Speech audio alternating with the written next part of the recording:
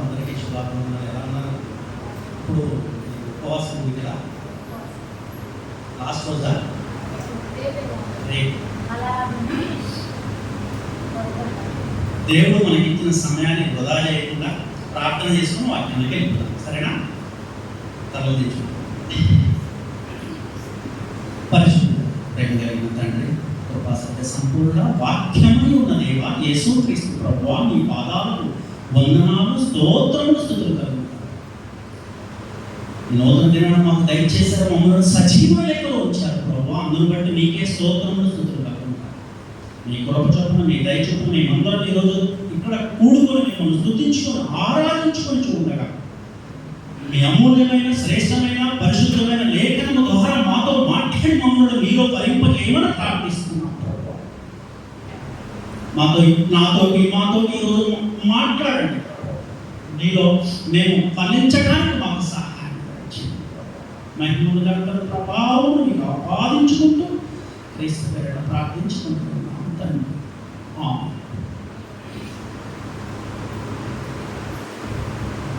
ఇప్పుడు మనము అంత్య దినాల్లో ఉన్నాం కదా, అంతేనా? యేసుక్రీస్తు ప్రభువు రెండో రాకడలో రానే ఉన్నాడు. ఈ విషయం మాకందరికీ తెలిసింది. ఆయన వచ్చే సమయానికి మనమందరం ఎలా ఉండాలి? ఆ రాకడను కూర్చున్నటువంటి వర్తమానం ఈరోజు మనం తెలుసుకున్నాం. మనం లేఖనం ధ్యానించుకుందాం. యెషయా గ్రంథం ఓపెన్ చేయండి అందరూ ఒకసారి. 40వ అధ్యాయం 10వ వచనం చూడండి. పేజీ నెంబర్ 6 చదువుతున్నాను. ఇదిగో తన బాహు తన పక్షమును ఏడుచుండగా ప్రభువు యెహోవా ఆయనే శక్తి సంపన్నుడై వచ్చును. ఆయన ఇచ్చు బహుమానము ఆయన వద్ద ఉంది. ప్రవక్త అయినటువంటి యెషయా యేసుక్రీస్తు వారు రెండవ రాకడలో వచ్చేటటువంటి విషయాల గురించి చెప్పినటువంటి ప్రవచనం. ఆయన బాహువే ఆయన పక్షముగా ఏలుచూ ఉండగా వస్తాడంట ఆయన. ఇంతకీ ఆ బాహువు ఎవరు? యెహోవా యొక్క బాహువు ఎవరు అంటే యేసుక్రీస్తు ప్రభువే. దేవునికి మహిమ కలుగును. ఆయన రెండవ రాకడలో ఇక్కడికి వచ్చే సమయానికి ఎవరైతే యేసుక్రీస్తు ప్రభువు ద్వారా పాలించబడుతూ ఉంటారో, పరిపాలించబడుతూ ఉంటారో, ఏలుతూ ఉంటారో, యేసుక్రీస్తు ద్వారా ఏలుబడిలో ఉంటారో, ఎవరైతే ఆయన యొక్క అధికారానికి లోబడి ఉంటారో ఆ గుంపే దేవుని యొక్క రాజ్యమై ఉన్నది. దేవునికి మహిమ కలుగును గాక. ఆయన చేత పరిపాలించబడుతూ ఉండాలి, ఆయన చేత నడిపించబడుతూ ఉండాలి, ఆయన యొక్క అధికారానికి లోబడుతూ ఉండాలి. అలా ఉన్నవారు ఆయన రాజ్య సంబంధులు. అదే దేవుని రాజ్యమై ఉన్నది. దేవునికి మహిమ కలుగును. దేవుని యొక్క సంఘం అంటే ఈ సంఘమే దేవుని రాజ్యమై ఉన్నది. సువార్తలో శాస్త్రులు పరిశీలన అడుగుతారు, ప్రభువా మీ రాజ్యం ఎప్పుడు వచ్చినాం? అప్పుడు ప్రభువా చెప్పిన సమాధానం ఏంటంటే, రాజ్యం అక్కడ ఉన్నది ఇక్కడ ఉన్నదని చెప్పడానికి వీలు పడదు, ఇదిగో మీ మధ్యనే ఉన్నది అని చెప్పారండి. దేవుడు రాజ్యం అనేది మనలోనే మన మధ్య ఉన్నది. దేవుని సంఘమే దేవుని రాజ్యం అని ఉన్నది. ఈ విషయాన్ని యెషయా ప్రవక్త యేసుక్రీస్తు ప్రభువే దేవుని యొక్క బాహువు అని ఉన్నాడని చెప్పి యేసుక్రీస్తు ప్రభువు వారి భూమి మీదకి రాక మునుపు 700 సంవత్సరాల క్రితమే చెప్పారండి. యెషయా గ్రంథం 53వ అధ్యాయంలో నేను తెలియజేసిన సమాచారం ఎవరు నమ్మెను?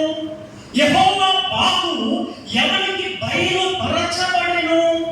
లేత మొక్కవలెను, ఎండిన భూమిలో మొలచిన మొక్కవలెను ఆయన అతని ఎదుట పెరిగాను అంటూ 5వ వచనంలో మన సమాధానార్థమైన శిక్ష అతని మీద పడెను, మన దోషమును బట్టి అతడు గాయపరచబడెను, అతడు పొందిన దెబ్బల చేత మనకు స్వస్థత కలుగుచున్నది అని ఉంటుందండి యెషయా గ్రంథంలో. అంటే ఇప్పుడు అక్కడ చెప్పబడినటువంటి వాక్యాలు ఎవరిని గురించి చెప్పబడ్డాయి? యేసుక్రీస్తు ప్రభువారిని గురించే. అంటే యెహోవా యొక్క బాబు యేసుక్రీస్తు ప్రభువు అని ఉన్నారు. ఇంతకీ బాబు అంటే ఏంటి? చేయి, దేవుని చేయ యేసుక్రీస్తు ప్రభువు అని ఉన్నారు. అర్థమవుతుందా? దేవుని చేయ ఆయన లోకానికి వచ్చి ఆ చేతితో అనేకమైనటువంటి సూచిక క్రియలు అద్భుతములు చేశారు ఈ లోకం. కానీ యూదులు అంగీకరించారు. ఈ విషయాన్ని కొత్త నిబంధన గ్రంథంలో యేసుక్రీస్తు ప్రభువారు కూడా చెప్పడం జరిగింది. ఇక్కడ దేవుని రాజ్యం అంటే మీకు అర్థమైందా? ఎవరైతే క్రీస్తులో ఏర్పాటు చేయబడి క్రీస్తు ద్వారా పరిపాలించబడుతూ ఉన్నారో, ఎవరైతే క్రీస్తు అధికారంలో ఉన్నారో వారే దేవుని రాజ్యం, సంఘమే దేవుని రాజ్యమే. ఒకసారి యోహాను సువార్త 12వ అధ్యాయము 37-38 చూడండి.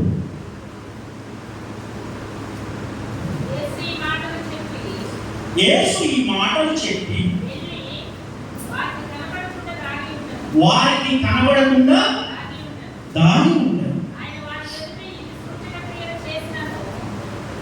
ఆయన వారి ఎదుట ఎన్ని సూచక క్రియలు అద్భుతములు చేసినా కూడా ఎవ్వరూ కూడా యేసుక్రీస్తు ప్రభు మీద విశ్వాసం ఉంచలేదు. ఆయన అనేక సూచక క్రియలు అద్భుతములు చేశారు. దయ్యాలను వెళ్ళగొట్టారు, గుడ్డివారు చూడగలిగారు, కుంటివారు నడవగలిగారు, చనిపోయిన యాయీరు కుమార్తె తిరిగి బ్రతికింది, చనిపోయిన లాజరు తిరిగి బ్రతికాడు, చనిపోయిన నాయను విధవరాలి కుమారుడు బ్రతికాడు. ఇలాగా ఆయన దేవుని రాజ్యాన్ని, దేవుని నీతిని, సువార్తను ప్రకటిస్తూ అనేకమైనటువంటి కార్యాలు చేస్తే ప్రజలెవ్వరూ కూడా, యూదులెవ్వరూ కూడా యేసుక్రీస్తు ప్రభువారి మీద నమ్మకం ఉంచలేదు. పిలాతు యేసుక్రీస్తు ప్రభువారిని చూపించి ఇదిగో మీ రాజు అని చెప్పాడు. అప్పుడు యూదులు ఏమన్నారు? లేదు లేదు, ఈయన మా రాజు కాదు, మా రాజు కైసర్ అనేసి యేసుక్రీస్తు ప్రభువును తృణీకరించారు. ఎవరైతే రారాజుగా ఈ భూమి మీదకి దిగి వచ్చారో ఆ రాజుని తమకు రాజుగా అంగీకరించడానికి ఆ ప్రజలు ఇష్టపడలేదు. ఏం చేశారు? ప్రభువుని త్రోసివేశారు, తృణీకరించారు. అప్పుడు పిలాతు ఏం చేశాడు? బరబ్బను యేసుక్రీస్తు ప్రభువును ముందు పెట్టి వీరిలో ఎవరు మీకు కావాలంటే ఎవరు కోరుకున్నారు? మీరు మనస్ఫూర్తిగా ఫుల్ మెజారిటీ ఎన్నికలు ఎలక్షన్ కండక్ట్ చేశాడు పిలాతు. అక్కడ ఎవరిని ఎన్నుకుంటారో ఎన్నుకోండి అని. అప్పుడు ప్రజలందరూ ఎవరిని ఎన్నుకున్నారు?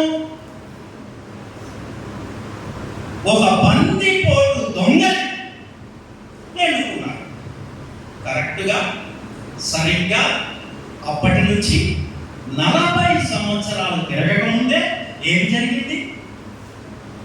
ఆ ప్రాంతం అంతా కూడా, ఆ యెరూషలేము పట్టణము రాయి మీద రాయి లేకుండా నాశనం అయిపోయింది. దేవాలయం కూడా కూల్చబడింది. ఎవరైతే యేసుక్రీస్తు ప్రభువును రాజుగా అంగీకరించకుండా ఉన్నారో వారు వర్ధిల్లరు.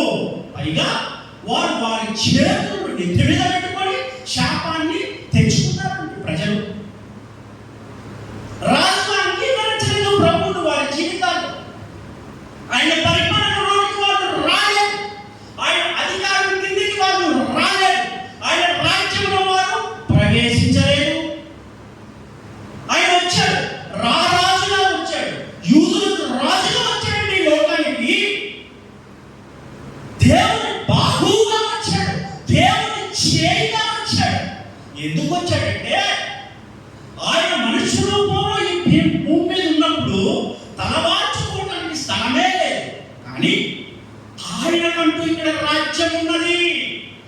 ఆ రాజ్యం కోసం వస్తాడని పొద్దున ఆయన మళ్ళా రెండో రకం ఎవరి కోసం వస్తాడంటే ఈ భూమి మీద ఆయనకంటూ ఒక రాజ్యం ఉన్నది. ఆ రాజ్యాన్ని యేసుక్రీస్తు ప్రభు మాత్రమే పరిపాలించాలి.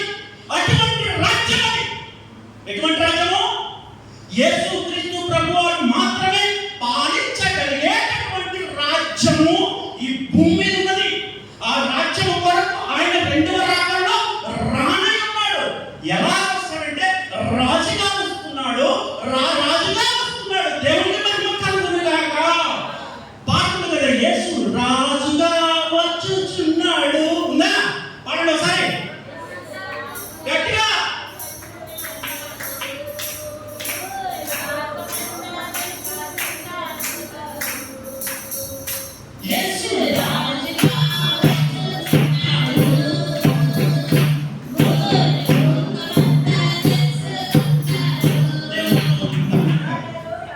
సరిగ్గా ఇదే విషయాన్ని యోహాను సువార్తలో కూడా యేసుక్రీస్తు ప్రభువు చెప్పారు. వారికి కనబడకుండా దాక్కున్నారంట. అప్పుడు వాళ్ళు యేసుక్రీస్తు ప్రభువే దేవుని బాహువై ఉన్నాడు అనే విషయాన్ని తెలుసుకోలేకపోయారు. ఏం తెలుసుకోలేకపోయారు? దేవుని బాహువే యేసుక్రీస్తు ప్రభు అనే విషయాన్ని యూదులు తెలుసుకోలేకపోయారు. ఆయన తృణీకరించారు. ఆయన రాసిన అంగీకరించలేదు. ఆయన రాజ్యంలోనికి వారు రాలేకపోయారు. అందువల్ల ఏం జరిగింది? నాశనమే జరిగింది. ఆ ప్రాంతం మొత్తం నాశనం అయిపోయాయి. అంతే కదా? అయితే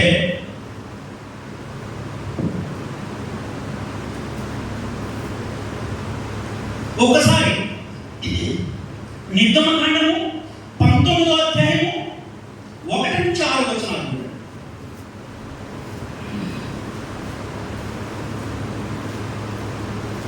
వారు ఐగుప్తు నుండి బయలుదేరి 3వ నెలలో సినాయి అరణ్యమునకు వచ్చి సినాయి పర్వతం ఎదుట విడసిరి. ఇది ఒకటి. అప్పుడు దేవుడు ఏం చేశాడంటే మోషేని పిలిచాడు. పిలిచి ఇశ్రాయేలీయులతో తెలపవలసిన విషయం అవుతుంది, అది తెలపమని చెప్పి చెప్పేశాడు. ఏమని అంటే, ఈ సమస్త భూమి నాదే కదా, మీరు నాకు యాచక రూపమైన రాజ్యముగాను పరిశుద్ధమైన జనముగాను ఉందని చెప్పుము. నీవు ఇశ్రాయేలీయులతో పలకవలసిన మాటలు ఇవే. ఇక్కడ ఏం జరిగిందంటే 3 విషయాలు ఉన్నాయి. ఒక వ్యక్తి దేవుని రాజ్యంలోనికి ప్రవేశించాలి అంటే, ఒక వ్యక్తి దేవుని రాజ్యమై ఉండాలంటే 3 అనుభవాలు కలిగి ఉన్నారు. ఇక్కడ మొట్టమొదటిగా వారు ఐగుప్తుని విడిచి సినాయి పర్వతం దగ్గరకు వచ్చారు. అంతే కదా? ఐగుప్తుని విడిచారు. ఐగుప్తు అంటే ఏంటి? ఇక్కడ లోకము. అంతే కదా? ఈ ఐగుప్తు స్వభావం ఏంటంటే భయంకరమైనటువంటి విగ్రహారాధన, ఆచారాలు, సాంప్రదాయాలు. అర్థమవుతుందా? ఇక్కడ ఒక వ్యక్తి ఈ ఐగుప్తు అనే దాన్ని, ఆ స్వభావాన్ని, ఆ లోకాన్ని విడిచిపెట్టేయాలి. లోకానుసారమైనటువంటి ఆ జీవితంలో నుంచి ఆత్మానుసారమైనటువంటి జీవితంలోనికి రావాలి. మొట్టమొదటిగా అంటే రక్షణలోనికి రావాలి.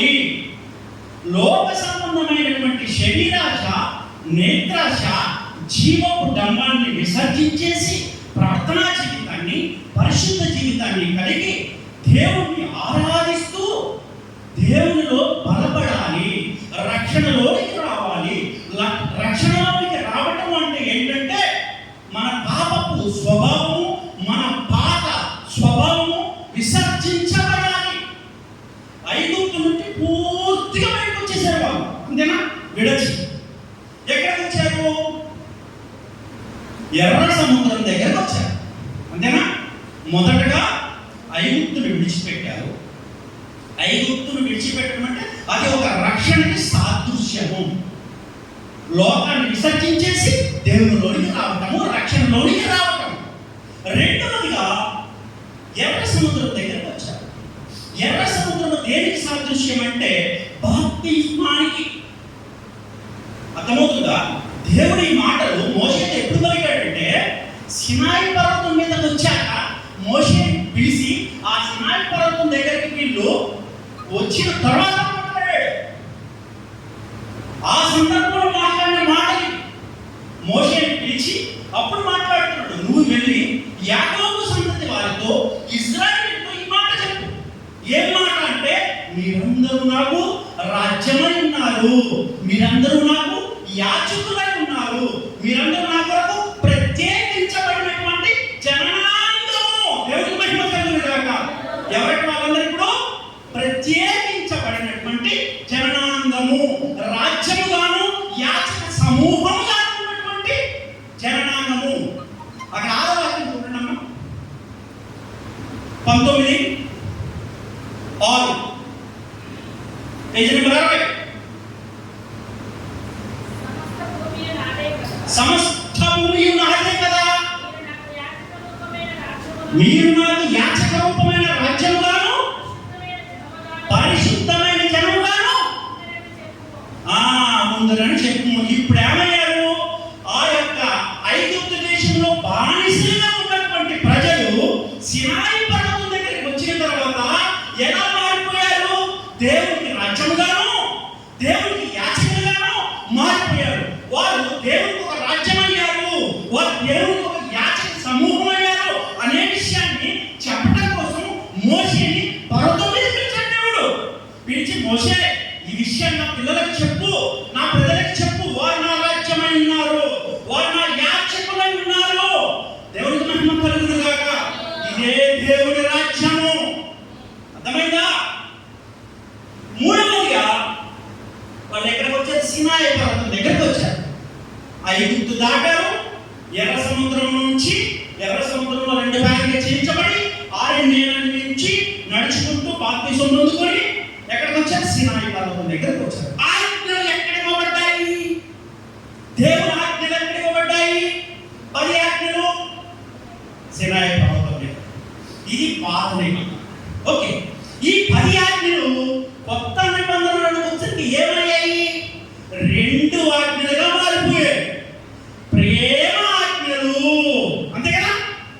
ఈ ప్రేమ ఆజ్ఞలని మనలో పరిశుద్ధాత్మ దేవుడు తన ప్రేమ ద్వారా మనను ఆజ్ఞలను ఫాలో అవ్వడానికి సహాయం చేస్తాడు. అంతే కదా? తన కట్టడము, తన విధులను గైకొనాలంటే మనకి ఆత్మదేవుడు సహాయము కావాలి. అంటే ఇది దేనికి సాదృశ్యము? పరిశుద్ధాత్మ అభిషేకానికి సాదృశ్యము. ఎప్పుడైతే ప్రేమాజ్ఞలు దేవుడు ఇచ్చాడో ఆ ప్రేమను మనలో పుట్టించేది ఎవరు? ఆ ఆదరణకర్త ఎవరు అంటే పరిశుద్ధాత్మ దేవుడే. మొదటిగా రక్షణలోనికి రావాలి, రెండవదిగా బాప్తిస్మంలోనికి రావాలి, మూడవదిగా ఆత్మ చేత అభిషేకించబడాలి. ఈ 3 అనుభవాలు పొందుకున్న వారు మాత్రమే దేవునికి రాజ్యంగాను యాజక సమూహంగాను ఏర్పాటవుతారు. దేవునికి మహిమ కలుగును గాక. అసలు దేవుని రాజ్యం ఏంటి? అసలు ఈ రాజ్యం ఎక్కడ ఉంది? దాని గురించి తెలుసుకుందామా? తీయండి ప్రకటన గ్రంథము 1వ అధ్యాయం 6-7 స్పీడ్గా చదవాలమ్మా. అంటే నేను మీకు చదివితే ఏంటంటే గుర్తుంటుంది, అందుకే చదివిస్తాను.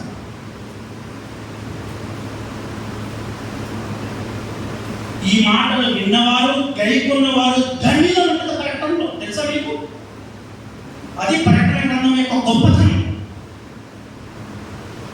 1వ అధ్యాయం 6వ వచనం, మనలను ప్రేమించి తన రక్తము వలన మన పాపముల నుండి మనలను విడిపించిన దేవునికి మహిమ ఘనత ప్రభావములు కలుగును గాక. మొట్టమొదటిగా దేవుని రాజ్య సంబంధులు ఎవరట? ఎవరైతే యేసుక్రీస్తు ప్రభువారి రక్తంలో కడగబడతారో, ఎవరైతే పరిశుద్ధ పంచబడతారో వారు దేవుని యొక్క రాజ్య సంబంధులు. నెంబర్ 1. రెండోది ఏంటి? ఆయనను తండ్రికి రాజ్యముగాను యాచక సమూహముగా చేశాడు. 7లో చూడండి.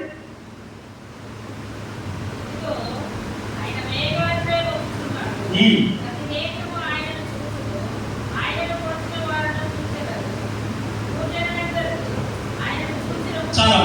ఇప్పుడు ఆయన ఏర్పాటు చేసుకున్నటువంటి రాజ్యమే ఈ రాజ్యం. ఎవరైతే క్రీస్తు రక్తంలో కడగబడ్డారో, ఎవరైతే దేవునికి ఒక యాజక సమూహంగా రాజ్యంగా ఏర్పాటు చేయబడ్డారో, వారి కొరకు ఎవరు వస్తున్నారు? రేపుట యేసుక్రీస్తు ప్రభు వస్తున్నాడు. వచ్చి తన రాజ్యాన్ని ఏం చేస్తాడు? కొనిపోవడానికి వస్తున్నాడు. ఆయన ఎందుకు వస్తున్నాడు? తనకి భూమి మీద ఒక రాజ్యం ఉంది, ఆ రాజ్యాన్ని కొనిపోవడానికి క్రీస్తు వస్తున్నాడు. ఇదిగో ఆయన మేఘాలుడై వచ్చుచున్నాడు, ప్రతి నేత్రము ఆయన చూచును. నేను చెప్పేటటువంటి ఇప్పుడు ప్రతి నేత్రము చూచేటటువంటి రాకడని గురించి చెప్పడం మీతో. రాకడలో రెండు రకాలు ఉన్నాయి. ఆ అందరూ చూసే రాకడని గురించి నేను మాట్లాడట్లేదు. ఇంకొక రాకడ ఉంది, రెప్ప పాటులో జరిగిపోతుంది. రెప్ప పాటులో దేవుని మహిమ కలుగునుగా. అప్పుడు చూడాలి మనం ప్రభువుని. అటువంటి రాకడ గురించి చెప్తున్నాను మీకు ఈరోజు. నేను అందరూ చూసేటటువంటి రాకడ గురించి కాదు, ఒక ప్రత్యేకమైన రాకడ ఉంది, దానిని గురించి చెప్తున్నాను నేను. ఆయన మనం చూడాలి అంటే దేవునికి రాజ్యంగా, యాచక సమూహంగా మార్చబడాలి. ఆయన మనం చూడాలి అంటే ఆయన యొక్క అమూల్యమైన, శ్రేష్టమైన, పరిశుద్ధమైన శిలువ రక్తం చేత కడగబడి పరిశుద్ధ పరచబడి ఉండాలి. అప్పుడు ఆయన మనం చూడగలుగుతాం. ఆ రాకడ గురించి చెప్తున్నాను మీకు. అర్థమైందా? దేవునికి మహిమ కలుగును. ఇప్పుడు ఐగుప్తు అంటే ఒక స్వభావం, ఒక లోక సంబంధమైనటువంటి స్వభావం. ఐగుప్తు స్వభావం అంటే ఇప్పుడు దేవుడు మోషేకి తన మాటలన్నీ చెప్పేవాడు. ఏం మాట్లాడాలో కూడా ప్రజలతో మోషే ద్వారానే చెప్పించేవాడు. మోషే ఏం మాట్లాడాలో ప్రతి మాటను దేవుడే అందించేవాడు. అటువంటిప్పుడు మోషే ఏమయ్యాడు? ఒక సందర్భంలో మోషే మీద దేవుని యొక్క పరిపాలన జరుగుతూ ఉంది, నడిపింపబడుతూ ఉన్నాడు మోషే. అటువంటి సందర్భంలో మోషే ఇశ్రాయేలీయుల పట్ల దుర్భాషలాడా లేదా? సహనం కోల్పోయి, ఆవేశానికి గురైపోయి, దేవుని యొక్క పరిపాలన పక్కన పెట్టేసి, దేవుడు నడిపించే నడిపింపును పక్కన పెట్టేసి ఏం చేశాడు? దుర్భాషలాడాడు, తిట్టాడు, కోపపడ్డాడు. అంటే దేవుని పరిపాలన వెళ్ళిపోయి మోషేలోకి ఏమొచ్చింది? స్వపాలన వచ్చేసింది. స్వపరిపాలన. మన స్వపరిపాలన అంటే మన సొంత కోరికలు, మన సొంత సంతోషాలు, మనలో ఉన్నటువంటి కోపము, మనలో ఉన్నటువంటి రౌద్రము బయటకు వస్తాయి. ఇది కాదు పాలన. మనం ఎవరి పాలనలో ఉండాలి? దేవుని యొక్క పాలనలో ఉండాలి. యేసుక్రీస్తు ప్రభువే మనల్ని పాలించాలి. యేసుక్రీస్తు ప్రభువే మనల్ని నడిపించాలి. సొంత నడిస్తే ఏమైపోతాము? ఇక్కడ మోషే ఏమయ్యాడు? దుర్భాషలాడాడు. ఏమంటే దేవుడు తన ప్రత్యక్షతనిచ్చాడు. నువ్వు కణానికి చారము అన్నాడు. దేవుని మహిమ కలుగుగా. దేవుడు చెప్పిన మాట ఏంటి? దేవుడు మోషే ఎలా నడిపిస్తున్నాడు? దేవుడు మాటను మోషే ఏం చేశాడు? మీరాడు. చెప్పమన్నది చెప్పకుండా, చెయ్యమన్నది చెయ్యకుండా, సొంత నిర్ణయం తీసుకొని తన కోపము, తన ఆవేశము బయటపెట్టాడు. ఇదిగో ఇదే ప్రమాదకరమైనటువంటి చేదు వేరు. గుర్తుపెట్టుకోండి సంగమా. ఏంటిది? చేదు వేరు. ఇక్కడే మనము దేవుడిచ్చిన రక్షణ కోల్పోతాం. ఆయన మనల్ని పరిపాలిస్తూ ఉండాలి, ఆయన మనల్ని నడిపిస్తూ ఉండాలి, ఆయన మన మీద ప్రభుత్వం చేస్తూ ఉండాలి. అప్పుడు మనం చక్కగా ఆయనలో బలపడతాము, ఆయన రాజ్యంలో కడవరకు నిలబడతాము. తండ్రి దేవునికి ఒక రాజ్యం ఉంది. అది ఎక్కడ ఉంది? పరలోకంలో ఉన్నది. ఆ తండ్రి దేవుడు రాజ్యానికి చేరాలి అంటే మొట్టమొదటిగా మనం ఎక్కడ చేరాలి? యేసుక్రీస్తు ప్రభువారి రాజ్యం రాజ్యంలోకి రావాలి. అప్పుడు యేసుక్రీస్తు ప్రభువారు తన సొంత రాజ్యమైనటువంటి ఆ సంఘాన్ని తీసుకెళ్ళి తన తండ్రికి ఏం చేస్తాడు? ఒక రాజ్యముగా యాజక సమూహంగా ఇస్తాడు. అంటే ఇక్కడ మనం తెలుసుకోవాల్సిన విషయం ఏంటి? తండ్రిని దేవుని యొక్క నిత్య రాజ్యాన్ని మనం చేయాలి అంటే మొట్టమొదటిగా మనం చేయవలసినటువంటి రాజ్యమే యేసుక్రీస్తు ప్రభువారి రాజ్యము. దేవుని మహిమ కలుగును గాక. ఈ రాజ్యంలో చేరకపోతే పరలోక రాజ్యంలో మనకి ప్రవేశం లేదు. మొట్టమొదటిగా మనము క్రీస్తు రాజ్యంలోనికి రావాలి. క్రీస్తు రాజ్యం అంటే సంఘము. సంఘము ఎలా ఉండాలి? రక్షణలో ఉండాలి. సంఘం ఎలా ఉండాలి? నడిపించబడాలి. సంఘం ఎలా ఉండాలి? ఆయన వాక్యానుసారంగా ఉండాలి. ఆయన చిత్తానుసారంగా ఉండాలి. అటువంటి సంఘమే యేసుక్రీస్తు ప్రభు యొక్క రాజ్యమై ఈ రాజ్యమే రేపు రెండో రాకడలో ఎత్తబడుతుంది. దేవునికి మహిమ కలుగును గాక. లేకపోతే అందరం ఏమైపోతాము? విడవబడతాము. అసలు ఇప్పుడు రాజ్యం అంటే ఏంటి? ఆ రాజ్యంలో ఎవరెవరు చేరతారు, ఎవరెవరు విడవబడతారో తెలుసుకుందామా?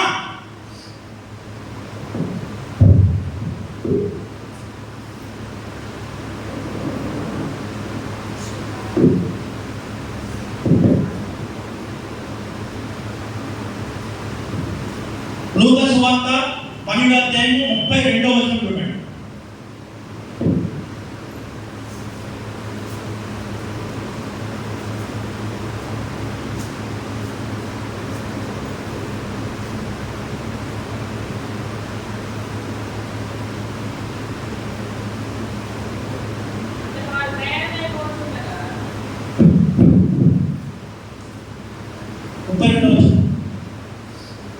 చిన్న మందా భయపడుకుడి, మీకు రాజ్యము అదే అనుగ్రహించుటకు మీ తండ్రికి ఇష్టమై ఉన్నది. దేవుని రాజ్యం ఎవరంట? Page number 60. టక్కన తీయాల రిఫరెన్స్. ఇంతసేపు ఉండకూడదు. మేము వెనకబడి ఉన్నారు బాగా సంఘం. నేను చదివితే మీరు అది ఓపెన్ చెయ్యాలని మీతో చదివించని నేను చెప్తాను. ఎందుకంటే అది మీరు టిక్కి పెట్టుకుని ఇంటికి వెళ్ళాక చూసుకుని బలపడాలి. ఇక్కడ అనేది ఇక్కడ వదిలేయకూడదు. చిన్నమంతా భయపడుకుడి, తండ్రి దేవుడు మీకు రాజ్యాన్ని అనుగ్రహించడానికి ఇష్టపడుతున్నాడు అందండి అక్కడ. దేవుడికి మహిమ కలుగును గాక. ఇంతగా దేవుడు రాజ్యం ఎవరట? చిన్నమంతా. చెప్పండి ఎవరు? చిన్నమంతా. నేను ఒక పుస్తకం చదివానండి గతం. ఒక గొప్ప దైవుడు, ఆయన చాలా పెద్ద దైవుడు. ఆయన రాసిన పుస్తకంలో చిన్న మంద అంటేనంట 40 నుంచి 50 పెంచుకోకండి. అలా ఉన్నదే దేవుని సంఘం అంట. అలా ఉన్న సంఘమే దేవుని రాజ్యం అంట. మళ్ళీ ఆయన చిన్న పాత్ర కూడా కాదండి, చాలా పెద్ద పాత్ర. చెప్పి అది చెప్పిందంటే రాతపూర్వకంగా పుస్తకం కూడా రాసి పెట్టాడు. How can we decide? ఎట్లా మనం డిసైడ్ చేస్తాం? చిన్న మందులో ఎంతమంది ఉంటారు, ఎంతమంది ఉండరు? సో అది తప్పు. ఇప్పుడు మనం ఆ చిన్న మంది ఏంటో కూడా తెలుసుకున్నాం కదా. మొట్టమొదటిగా ఎవరంటే వీళ్ళు చిన్న మంద. ఈ చిన్న మంద గట్ట దేవుడు తన రాజ్యాన్ని అనుగ్రహిస్తాడంట. కొంతమంది అడుగుతారు దేవుడిని, ప్రభువా మేమందరూ నీ ప్రజలమే కదా, మేమందరూ నీ వారమే కదా, మరి ఎవరిని ఏర్పాటు చేసుకుంటున్నాం? చాలా స్పష్టమైన సమాధానం చెప్పాడు దేవుడు వాళ్ళందరికీ. సరే మీరందరూ వెళ్ళండి, ఒక్కొక్క కర్ర పట్టుకుని రండి. గోత్రానికి ఒక కర్ర చొప్పున 12 కర్రలను పట్టుకొచ్చి అక్కడ ఏమన్నారు? ఎన్ని కర్రలు? 12 కర్రలు. 12 గోత్రాల వారిని 12 కర్రలు, గోత్రానికి ఒక కర్ర చొప్పున తీసుకొచ్చి అక్కడ వేశారు.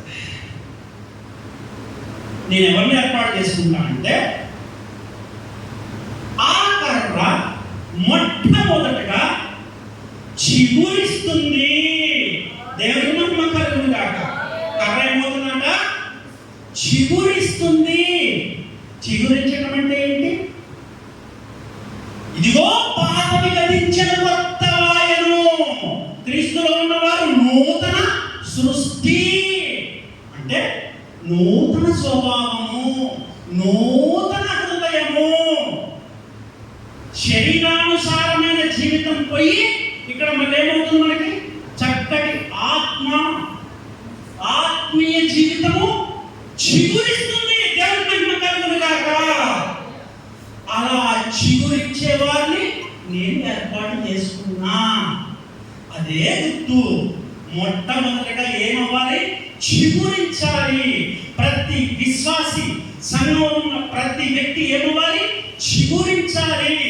నూతన స్వభావము, నూతన హృదయం. ఎహెజ్కేలు 36:26 ఉంటుందండి. నూతన స్వభావం మీకు దయచేసేదను, రాతి గుండెను తీసివేసి మాంసపు గుండెను మీకు అమర్చెదను, నూతన హృదయం మీకు దయచేసేదను, నా కట్టడలను నా విధులను గైకొను వారిగా నా ఆత్మని మీద కుమ్మరించేదను అని ఉంటుంది అక్కడ.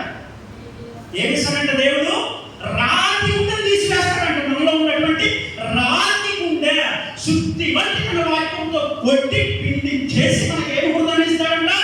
మాంసపు హృదయాన్ని ఇస్తాడు. అప్పుడు మనం దీనులు అవుతాము, ప్రార్థనా జీవితంలోకి వస్తాము, పరిశుద్ధ జీవితంలోకి వస్తాము, వాక్యానుసారమైన జీవితంలోకి వస్తాము. నూతన పరచబడాలి. ఎప్పుడైనా విశ్వాసాన్ని వాళ్ళు ఎవరైనా నూతన పరచబడాలి. ఎఫెసీ పత్రిక 2:1 ఉంటుంది. ఇది చెప్పేస్తాము. మన అపరాధముల చేతను, మన పాపముల చేతను మనము చచ్చిన వారమై ఉండగా తండ్రి అయిన దేవుడు తన ప్రియ కుమారుడు ద్వారా తిరిగి మనలను జీవంలోకి తీసుకొచ్చాడంటండి. దేవుని మహిమ కలుగును గాక. దేవుని దృష్టిలో మనందరం చచ్చిన వారితో సమానం. మీకు తెలిసే విషయము. ఏదో లోకంలో బ్రతుకుతున్నాం, కానీ దేవుని దృష్టి చచ్చిపోయిన వాళ్ళు అందరూ. ఎలా అంటే అపరాధముల చేతను, పాపముల చేతను చచ్చిన వారై ఉండగా. ఎఫెసీ 2:1 టికెట్ ఎందుకంటే చూసుకోండి. తన ప్రియ కుమారుడు ద్వారా తిరిగి జీవింపజేశాడు. అలాగా చిగురించాలి. నూతన స్వభావంలోనికి రావాలి, నూతన హృదయంలోనికి రావాలి. రాతి గుండె కొట్టివేయబడి మాంసపు గుండెగా దేవుని పిల్లలుగా జీవించబడాలి. రెండవది ఏంటి? పుష్పిస్తది. మొదటిది చిగురిస్తది, రెండోది పుష్పిస్తది. శ్వాస రావాలి. నీ సాక్ష్యం చెప్తుంటే అందరూ ఆకర్షింపబడాలి. అనేకమైనటువంటి నశించిపోతున్న ఆత్మలు సైతం నీ యొక్క సాక్ష్యాన్ని బట్టి, ఆ సాక్ష్యం యొక్క శ్వాసను బట్టి ఏమవ్వాలి? ప్రభు యొక్క పాదాల దగ్గరికి రావాలి. అనేకమైనటువంటి నశించిపోతున్న ఆత్మలు సైతం రక్షణలోకి రావాలి. అటువంటి శ్వాసను పురిగడాన్ని విభజనాలి. మనము దేవునికి మహిమ కలుగును గాక. పుష్పించాలి. గొప్ప సాక్ష్యంగా మారాలి మనము. మూడవదిగా ఫలించాలి. చిగురించాలి, పుష్పించాలి, ఫలించాలి. ఆ 12 కర్రలు వేస్తే చెప్తున్నట్టు దేవుడు, నేను ఎవరిని ఏర్పాటు చేసుకుంటానంటే ఆ 3 కార్యాలు జరిగిన వాళ్ళే నా రాజ్య సంబంధులే చెప్తున్నాడు దేవుడు. ఇది దేవుడు స్పష్టంగా ఇచ్చినటువంటి సమాచారం అండి. ఇది అర్థమవుతుందా? మూడవది ఏంటంటే ఫలించాలి. ఫలించడం అంటే ఏంటి? ఆయన ఎప్పుడు ఆకలితో ఉంటాడు. ఆ రోజు యేసుక్రీస్తు ప్రభు అంజూరం చెట్టు దగ్గరికి వచ్చాడు ఆకలితో. ఏమైంది అక్కడ? ఫలించిందా చెట్టు? ఆయన ఆకలితో మన దగ్గరికి వచ్చిన రోజున మనలో ఫలాలు ఏమున్నాయని చూస్తాడు. మనం మన ఫలాలను ఆయనకి ఇవ్వాలి. మనం ఫలించాలి. ఫలించని ప్రతి చెట్టు, ఫలించని ప్రతి ఒక్కరు కూడా శపించబడతారు. దేవునికి మహిమ కలుగును గాక. జాగ్రత్త సంగమా. మనం ఏమవ్వాలి?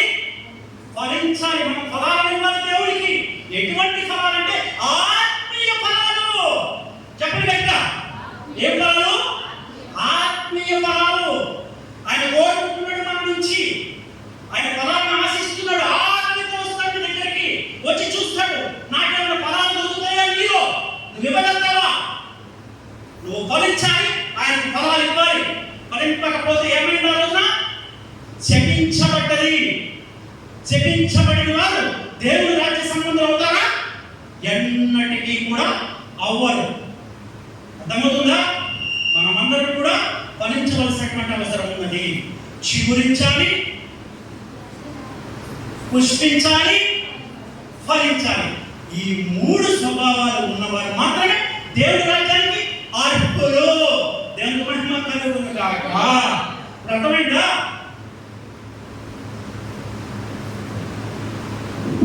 ఒక 2 చరణాలు పడతారా? యేసు రాజు వస్తున్నాడు.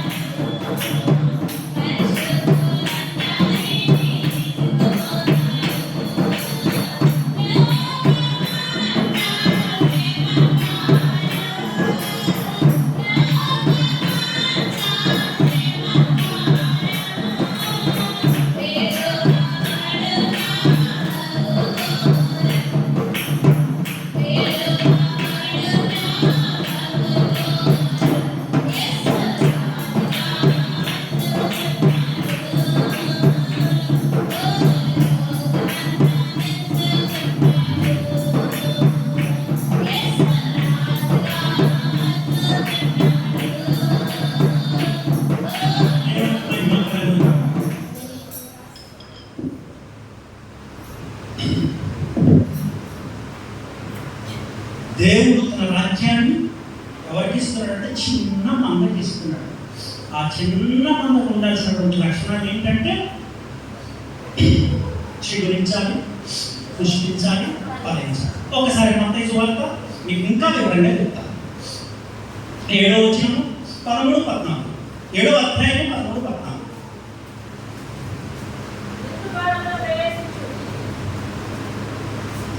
ఇరుకు మార్గంలో ప్రవేశించుడి, నా చిన్న పోవు మార్గము వెడల్పును ఆధార విశాలమైనది, దాని ద్వారా ప్రవేశించిన వారు అనేకులు.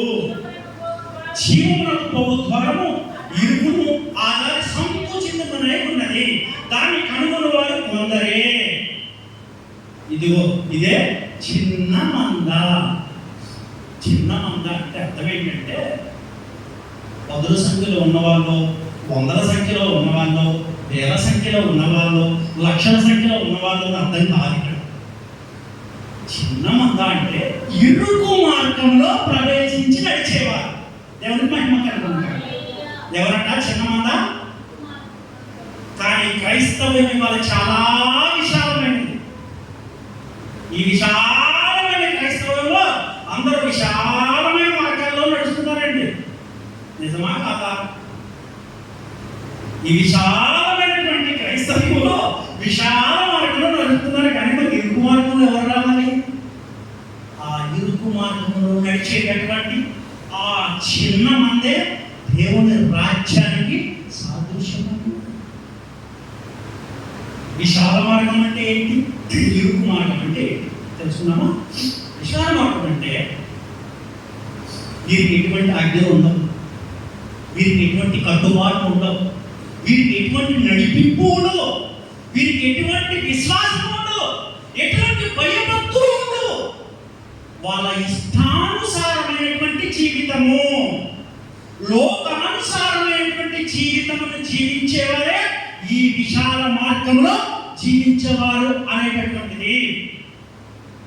వస్తారు చర్చికి కానీ వాక్యం ఉండదు వీరిలో. వస్తారు చర్చికి కానీ విశ్వాసం ఉండదు వీరిలో. వస్తారు చర్చికి భయభక్తులు ఉండవు వీరిలో. వస్తారు చర్చికి విధేయత ఉండదు వీరిలో. అవిధేయులుగా ఉంటారు, అవిశ్వాసులుగా ఉంటారు, భక్తహీనులుగా ఉంటారు, వాక్యానికి విరుద్ధమైనటువంటి పనులను చేస్తూ దేవుని ఉగ్రతకు పాత్రులవుతారు. వీళ్ళందరూ కూడా ఇది వాక్యమమ్మ, చాలా జాగ్రత్తగా వినండి. దేవుడు మాట్లాడుతున్నాడు మీతో. ఈ మాటలు విన్నవారు ధన్యులు. విన్న 10 మంది అయితే ధన్యుల వారు. విశాలమైన మార్గంలో ఉన్నవారు ఎన్నటికీ రాజ్య సంబంధులు కాదు. విశాల మార్గం అంటే టీవీలు చూడటం, సినిమాలు చూడటం, అసహ్యమైన డ్రెస్సులు వేసుకొని తిరగటం, ఫ్యాషన్లు చేయటం, ఇవన్నీ విశాలమైన మార్గాలండి. సినిమాలు, సీరియళ్ళు,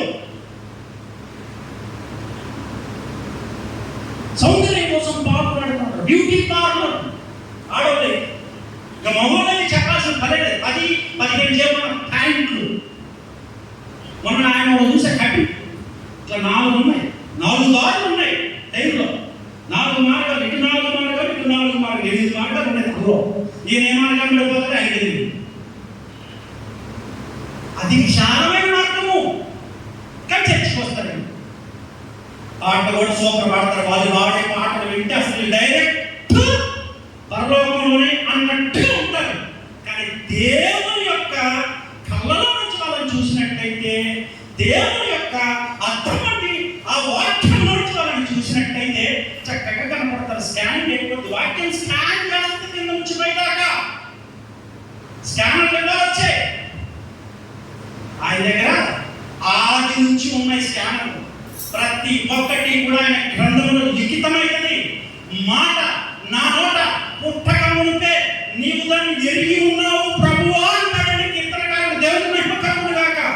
మన మనసులో ఆలోచన పుట్టక మునిపే దాన్ని ఎరిగి ఉన్నాడు. తల్లి గర్భంలో రూపింపక మునిపే మనము ఆయన యొక్క గ్రంథంలో ఎక్కిపోయి ఉన్నామండి. మన దినములన్నీ ఆయన యొక్క గ్రంథంలో లిఖితం రాయను. బ్రతుకు ఇంకా మన దినములు ఆనందం అవసరం ఉంటే ఆయన లెక్క పెట్టేశాడు. ఇంకెక్కడ పారిపోతున్నాం? అక్కడ మోసం చేసి అక్కడ మోసం చేసి దేవుడు చేయడం మనం మన వల్ల కాదు. ఆకాశానికి ఎక్కితే అక్కడ ఉంటాడట, పాతాళానికి దిగిపోతే అక్కడ ఉంటాడట, సముద్రం దిగంతలో దిగిపోతే ఎక్కడ పారిపోయి ఉంటాడు. సృష్టి మొత్తం ఆయనే, సర్వాంతర్యామి. ఇలాగ విశాల మార్గంలో నడుస్తూ ఉన్నవారు వాళ్ళు. అంటే నేను ఇక్కడ విమర్శించలేదు, నేను చూశాను చిన్నప్పటి నుంచి. నేను అన్నిటిగా చాలా మంది క్రైస్తవులు చూశాను. యాక్చువల్గా నేను వాక్యం చెప్పేటప్పుడు వాక్యం నుంచి బయటికి రాను, సాధారణంగా రాను. వచ్చాను అంటే అది మీకు అవసరమైందంటే వస్తాను. నేను చూశాను ఇక్కడ రాజరాజు కుటుంబం విగ్రహాలు ఎప్పుడు పెట్టిన ఎగిరేవాడిని. ఆ అభివృద్ధి మా నాన్నగారు ఎప్పుడైతే మాట్లాడారు అదే ఆ పనులు ఉన్నాను. నేను ఒక్కడే ఆ మహాసూపర్ ఇక్కడ నిలబడి ఉన్నాను. దేవుని మహిమ కలుగుతున్నాడు. పెద్దలతో కూడా యాక్టివ్ వస్తూ ముందు వస్తున్నా క్రైస్తవ ఫ్రెండ్స్ కూర్చొని తినేవాళ్ళు. నేను యాక్టివ్ వచ్చిన పెద్దలతో కూడా ఎందుకంటే అప్పుడు నాకు దేవుడు తెలియదు కదా. బరువులు, అర్పణలు, నైవేద్యాలు పెట్టేవాళ్ళు. క్రైస్తవులు నా ఫ్రెండ్స్ వచ్చి తినేవాళ్ళు. అప్పుడు నాకు దేవుడు తెలియదు కదా. అసలు ఇదేమో క్రైస్తవులు అంటే అనుకున్నాను. తర్వాత నేను వాక్యం తెచ్చుకున్న వాళ్ళని అడిగా, ఏం చేసేవాళ్ళు అన్నప్పుడు ఏంటిది ఇది వాక్యంలో లేదు కదా, విగ్రహార్థాలు కనబడదు కదా, బరువులు కనిపించిన కిలోమీటర్గా దేవుడు క్షమిస్తాడు. ఎక్కడ నుంచి క్షమించాడు చెప్పినా? ఎక్కడ ఉంది? ఎక్కడ రాస్తాడు? ఉమ్మి వేస్తా అంటున్నాడు. నువ్వు వెచ్చగా ఉండు, చల్లగానే ఉండు. నువ్వు వెచ్చగా ఉంటే నా నోటి నుంచి ఉమ్మి వేస్తా అంటున్నాడా? ఆయన మాట్లాడా? నేను మాట్లాడాలి. ఎవరు మాట్లాడారు? మాట్లాడేవాళ్ళు అటు రాకుండా అయిపోతాను. ఆ దేవుని గొప్పను బట్టి ఆయన పట్టుకోబట్టి కానీ ఎదురుంది ఈ రోజు ఎదురు మాట్లాడుతున్నాను. దేవుడికి మహిమ విశాలమైన మార్గాలని ఆ మార్గంలో మనం ప్రయాణించకూడదు. ఇది ఇరుకు మార్గంలో పడతాం. ఈ ఇరుకు మార్గం ఎట్లుంటుందో తెలుసా? ప్రార్థన. పొద్దున్న లేస్తే కన్నీరు ప్రార్థన, లెక్క లెక్క కన్నీరే. అంతేనా? తెల్లవారు చేసి పని చేసి పని ఏంటమ్మా? పరిశుద్ధాత్మ దేవుడు చేయించే గొప్ప క్రియ ఏంటో తెలుసా మీకు? ఆయన మనలోకి వచ్చి పాపముని గుర్చియు, నీతిని గుర్చియు, తీర్పుని గుర్చియు ఒప్పింపజేస్తాను. నీలో వచ్చి బట్ట బట్ట బట్ట మంటై మండాలను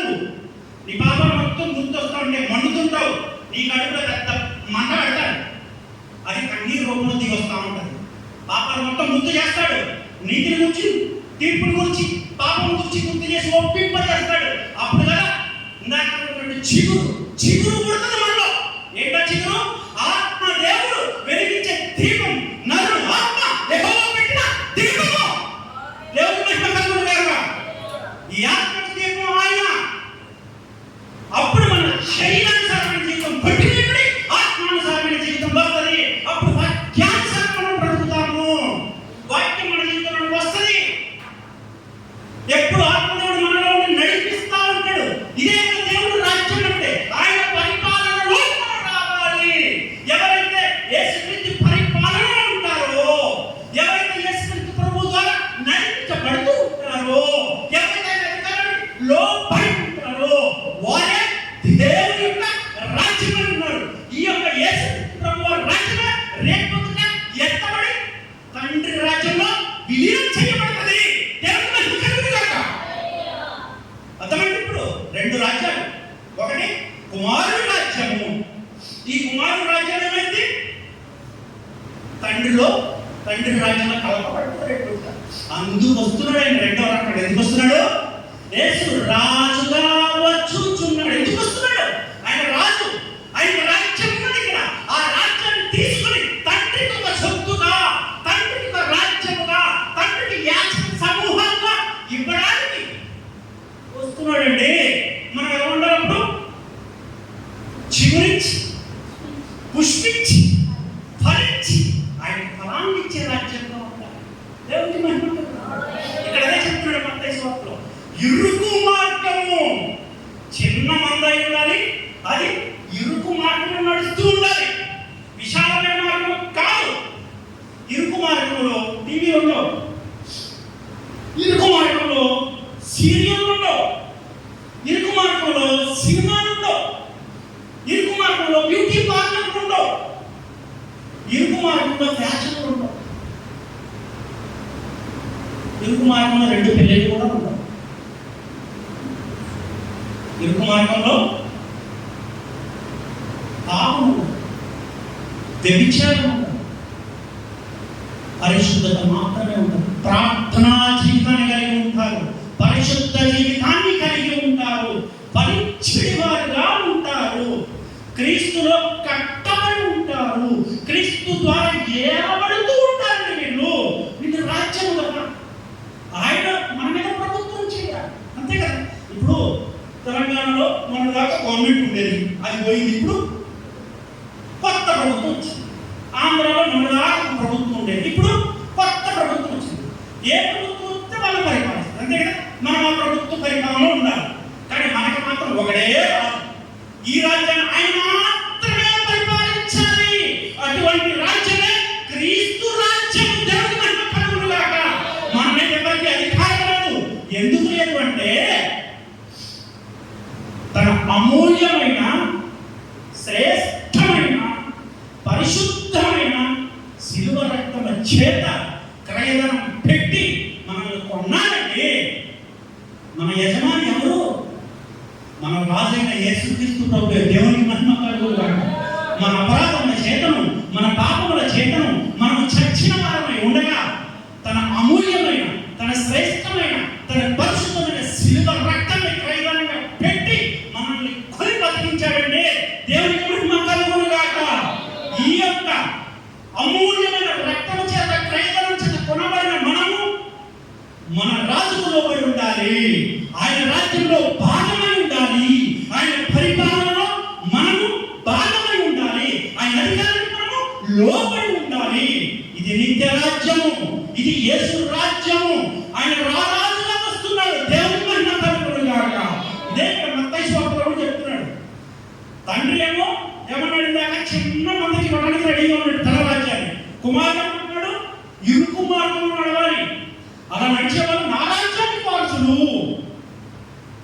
అర్థమైందా?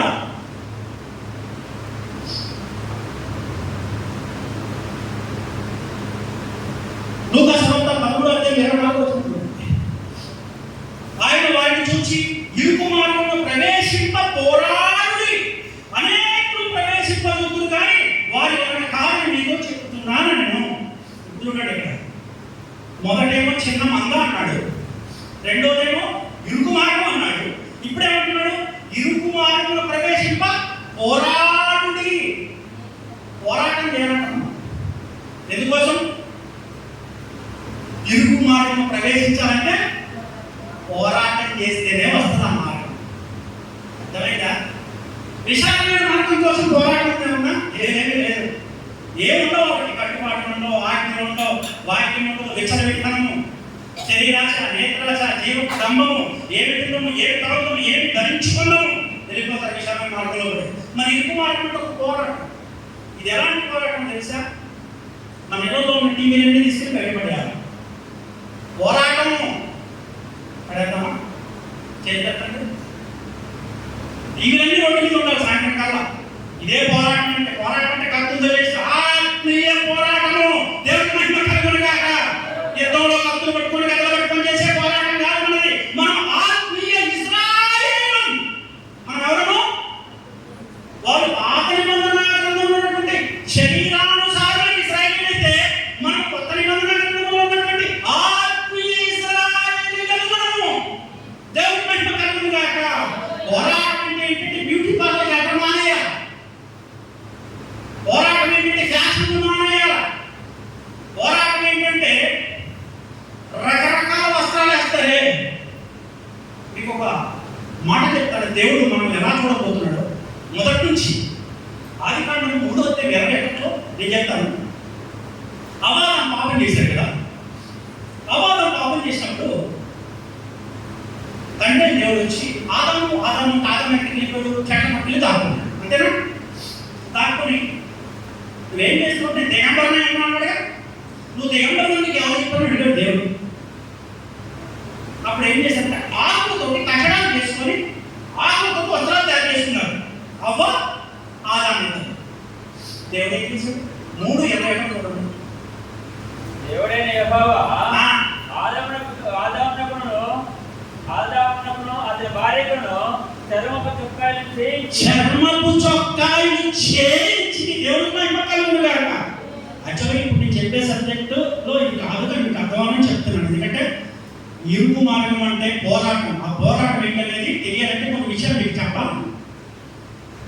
ఆకులతోటి వీళ్ళు కట్టడాలు తయారు చేసుకున్నారు. సాయంత్రానికి ఏమైపోతాయి? ఎండిపోతాయి, విరిగిపోతాడు. దేవుడు ఏం చేస్తారు? అలాగా ఎమ్మటే 2 జంతువులను అక్కడే బలించి పాప పరిహారాటం మొట్టమొదటి బలిదే. మొత్తం రక్త ప్రోక్షణతే. ఆ 2 జంతువుల యొక్క చర్మాన్ని తీసి ఏం చేశాడంట? చొక్కాయి తయారు చేయించినట్టు. ఆయన దగ్గర ఎంతమంది టైలర్లు ఉన్నారో మరి అప్పుడు ఎంత క్లియర్గా ఉంటుంది తెలుసు వాక్యం. అక్కడ చొక్కాయిలను తయారు చేసి చూడగలుగుతారు ఈ పిల్లలు. చర్మం పడేయకూడదు. తమ దిగంబరత్వాన్ని కప్పాడండి. అటువంటి దేవుడు పిల్లలు మనం ఏం చేస్తున్నాం ఇవాళ అంటే అందరిని ఉద్దేశించి కాదు, కొంతమందిని ఉద్దేశించే మాట్లాడుతున్నాడు. గుర్తుపెట్టుకోండి. అమ్మాయి కూడా షార్ట్ వేసుకుని బొమ్మ మీద తిరుగుతూ ఉంటారు. కట్టడాలతో వాళ్ళు ఆకులతో వస్త్రాలు చేయించుకుంటే మా పిల్లలు దిగంబరులు అయిపోతారు. దిగంబరత్వాన్ని ఇష్టపడ్డాడు దేవుడు. ఆయన తన పిల్లలు ఎప్పుడు కూడా చక్కగా హుందాగా ఉండాలని ఇష్టపడతాడు. ఆదికాండం 3:21 నేను చెప్తున్నాను. నేను మొట్టమొదటి మనుషులు వాళ్ళ దిగంబరత్వాన్ని అప్పటి చర్మంతో చొక్కాని తయారు చేయించి తొడిగాడండి దేవుడు. అటువంటి గొప్ప దేవుడు తండ్రిగా కలిగిన పిల్లలు ఆ మూలాలు కానీ ఆ దాఖలాలు కానీ ఎవరైనా కనపడుతున్నాయా? ఇదే ఇరుకు మార్గం అంటే. అర్థమైందా? ఇరుకు మార్గం అంటే ఇదే. ఇరుకు మార్గంలో ప్రవేశించాలంటే పోరాటం చేయమంటున్నాడండి క్రీస్తు. పోరాటం అంటే ఇదే. టీవీ మొత్తం బయటేయాలి, సెల్ ఫోన్ మొత్తం బయటేయాలి. అర్థమైందా? ఎందుకు చెప్తున్నానంటే మీకు మామూలుగా ఆశీర్వాదాల కొరకు, దేవుడు కృప కొరకు, ఆయన కనికరం కొరకు, ఆయన ప్రేమ కొరకు, స్వస్థతల కొరకు మనం ప్రార్థన చేస్తున్నాం. ఆయన ఇస్తున్నాడు. వాటికి అలవాటు పడిపోతున్నాం మనం. తెలుసా? వాటికి అలవాటు పడిపోతున్నాం. స్వస్థతల కొరకు, కృపావరాల కొరకు. ఏమంటే చనిపోయిన వారిని దేవుడు బతికించాడు కదా. చనిపోయిన యాయీరు కుమారుని దేవుడు బ్రతికించాడు కదా. చనిపోయిన నాయీరు అలాగే యేసుక్రీస్తుతో పాటు పరలోకానికి వెళ్ళారా? ముగ్గురు మళ్ళీ చచ్చారు కదండి.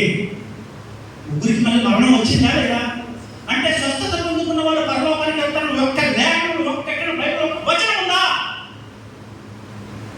ఆయన వాక్యాన్ని స్థిరపరచుట కొరకు, దేవుని రాజ్యాన్ని, దేవుని నీతిని స్థాపించుట కొరకు ఆ యొక్క సూచక క్రియలను, ఆ యొక్క అద్భుతములను చేశాడండి. ఇక్కడ యోగ దేవుడితో పాటు తిన్నాడు, దేవుడితో పాటు పడుకున్నాడు, వెళ్ళాడు స్వర్గానికి. ఎన్ని అనుభవాలు పెట్టాడు దేవుడు మన ముందు. ఓకే, స్వస్థత ఆయన ఇవ్వాలి, మనం పొందుకోవాలి. మనకి దిక్కు ఆయన, ఆయన కాబట్టి ఎవరు మనం అడగాలి. మనకి ఏది వచ్చినా ఆయనే స్వస్థత పొందుకోవాలి. మనకి ఏదన్నా లోపల కావాల్సింది ఏది ఉన్నా ఆయనే ఇవ్వాలి. అదొక్కటే కాదు కదా, మన ఆత్మ ఎదగాలంటే ఏమడగలను? లోకానుసారమైన ప్రార్థనలో అంటున్నాడు కాదు కానండి. ఉపవాస ప్రార్థనలు ఎందుకోసం చేస్తున్నాము? ఆత్మఫలాల గురించి చేస్తున్నామా? ఆత్మఫలాల గురించి చేస్తున్నామా? ప్రభువా, నీ రెండో రాకడ కోసం నన్ను సిద్ధపరచు. ఇదిగో నేను ఉపవాసం చేసి ప్రార్థిస్తున్నాను తండ్రి, ఆ ఆత్మఫలాన్ని దయచేయి, నన్ను ఫలించేవాడిగా చెయ్యి. ఎవరు ప్రార్థన చేస్తున్నారు? ఎవరు ఉపవాసం చేస్తున్నారు? చేతులు లేవండి. దేవుడికి మహిమ కలుగునుగా. దేవుడు మిమ్మల్ని ఆశీర్వదించును కాక. ఇది స్టాండర్డ్ దేవుడు కోరుకునేది. సంఘం తెలుసా మీకు? ఎవరు ఇవ్వలేని వాడిని ఇవ్వగలుగుతాడండి. ఆయన అందరూ అడిగాడు, మనం అడిగితే అంతే కదా. ఎవరు ఇవ్వలేని అయ్యా అద్భుతాలు చేయగల దేవుడు కదా. ఆత్మఫలాలను అడగాలి. ఆయనలో బలపడాలంటే మనకి ఏం కావాలి? ఆత్మాభిషేకం కావాలి, ఏడంతల ఆత్మ కావాలి. ఆత్మ గురించి చెప్పాలంటే 10 రోజులు సరిపోతే కదా. ఆత్మ అంటే ఒకటే అనుకుంటున్నారు. ఎప్పుడైనా దేవుడు అవకాశం ఇస్తే దేవుడి కృపను బట్టి అది మనం తెలుసుకున్నాం. ఎప్పుడు నెక్స్ట్ సబ్జెక్ట్ చాలా మంచి సబ్జెక్ట్ అన్నమాట అండి. మనం తెలుసు సబ్జెక్ట్ అని కూడా అనకూడదు, చాలా మంచి సమాచారం అన్నమాట అండి. సో ఇప్పుడు మన సబ్జెక్ట్లోకి వచ్చేద్దాం. ఇప్పుడు ఏంటంటే ఇక్కడ పోరాటం చేయాలంటే ఇది మార్గం. ఆ పోరాటం అంటే ఏంటి చెప్పాను కదా. టీవీలు బయట వేసేయాలి, సెల్ ఫోన్లు బయట వేసేయాలి. మంగళశాపం కూడా మొబైల్ మరి చాలా జాగ్రత్తగా వెళ్ళాలి. చెప్పారు కదా, ఆ కటింగ్ ట్యాంక్ 15 జేబులు ఉన్న ట్యాంక్ ఒకటే జేబు సరిపోమని 15 జేబులు ఉన్నా మన ఎక్కువ జేబుతో ప్రార్థన మన దగ్గర ఏం లేదు ప్రభు అని ఏమైనప్పుడు 15 జేబులు ట్యాంక్ లేదు. సో ఇట్లా ఉంటుందన్నమాట. దేవుడు అన్ని చూస్తున్నాడు. మనం ఆయన పిల్లలను, మనం ఆయన రెండో రాకడలో రాజుగా వస్తున్నప్పుడు మనం ఆయన రాజ్య సంబంధులుగా ఉండాలా, లోక సంబంధులుగా ఉండాలా? ఇవాళ ఈ వాక్యాలు వింటున్న వారు ధన్యులు. దేవునికి మహిమ కలుగును గాక. ఆయన మాటలో జీవం ఉన్నది. ఆయన మాటలో మన జీవితం ఉన్నది. దేవునికి మహిమ కలుగును గాక. ఉత్తుతి మాట కాదు, ఆత్మ చెప్పుచున్న మాట చెవి గలవాడు వినును గాక. ఆత్మ సంగముతో చెప్పుచున్న మాట చెవి గలవాడు వినును గాక. ఆమేన్.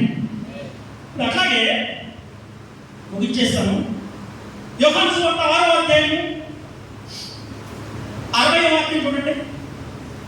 నేను చదువుతున్నానండి. ఆయన శిష్యులలో అనేకులు ఈ మాట విని ఇది కఠినమైన మాట, ఇది ఎవడు వినగలడని చెప్పుకోమని. అప్పటి 66వ వాక్యం. అప్పటి నుండి ఆయన శిష్యుల్లో అనేకులు వెనుక తీసి మరి ఎన్నడూ ఆయనను వెంబడింపలేదు. యేసుక్రీస్తు ప్రభువారు బోధ చేస్తున్నాడు ఇక్కడ శిష్యులు. సాక్షాత్తు దేవాది దేవుడైన యేసుక్రీస్తు ప్రభువారు బోధ విని, ఎవరు బోధ? ఆశ్చర్యకరుడు, ఆలోచనకర్త, బలవంతుడైన దేవుడు, నిధిదంతుడైన సమాధానకర్తయ్యవు, అధిపతి, మహోన్నతుడు, సర్వోన్నతుడైన దేవుడు నోటి నుంచి వచ్చేటటువంటి ఆ జీవము కలిగిన మాట, ఆ రెండంచుల ఖడ్గము వంటి ఆ వాక్యము విని ఇలా అంటున్నారట. అబ్బో, ఇది చాలా కఠినంగా ఉంది ఈ మాట. ఇది ఎవరు వినగలుగుతాడు? వాళ్ళలో వాళ్ళు. ఈ మాటలు మా వల్ల కాదు వింటాం, ఈ చాలా కఠినమైనది అని చెప్పి వెళ్ళిపోయారంటారు. మరి ఎప్పుడు విడిదేనే అంత క్లియర్గా ఉంటుంది తెలుసు వాక్యం. వెళ్ళిపోయిన ఒక వారం కాదు, ఒక 10 రోజులు కాదు, ఒక నెల రోజులు కాదు, మొత్తానికి దేవుడి గురించి వెళ్ళిపోయారు. ఆ సంఘాన్ని గురించి వెళ్ళిపోయారు. మరి ఎప్పుడు విడిదేనలేదు. కారణం ఏంటంటే కఠినమైన బోధంట. ఇంటికి పెట్టి ఇంటికి లేక చదువుకున్నాను. చాలా ఆత్మీయ అర్థాలు ఉంటాయి వాక్యం. వీటి వల్ల ఇక్కడ అందరూ సాక్షాత్తు ప్రభువారు బోధించే బాధ వీళ్ళకి నచ్చదు. ఎందుకంటే ఆయన ఏం చేశాడు? ఖండించాడు, గద్దించాడు, బుద్ధి చెప్పాడు. దేవుడికి మహిమ కలుగును గాక. ఏం చేశాడు? ఖండించాడు, గద్దించాడు, బుద్ధి చెప్పాడు, హెచ్చరించాడు. ఈ మాటలకి ఎక్కడ అప్పబోయేది మాకు మా చెవులు దొరకచవు. మాకు ఎలాంటి బోధ కావాలి? కామెడీ కావాలి. వ్యక్తిగతమైనటువంటి సాక్ష్యాలు చెప్తా ఉంటారు, చర్చిలో జరిగి వింటా ఉంటారు సంఘం. బైబిల్లో ఉన్నాయండి అద్భుతమైన సాక్ష్యాలు, బైబిల్లో ఉన్నాయండి అద్భుతమైనటువంటి అమూల్యమైన ముఖ్యమైన మాటలు. అవి చెప్పుకోవడానికి టైం మనం ఆ కఠినమైన బోధ విని, ఆ హెచ్చరిక విని, ఆ గద్దింపులు విని నా వల్ల కథ వెళ్ళిపోయారు. అద్భుతమైన లేఖలు చూపిస్తారు. 70 వచ్చింది చూడండి.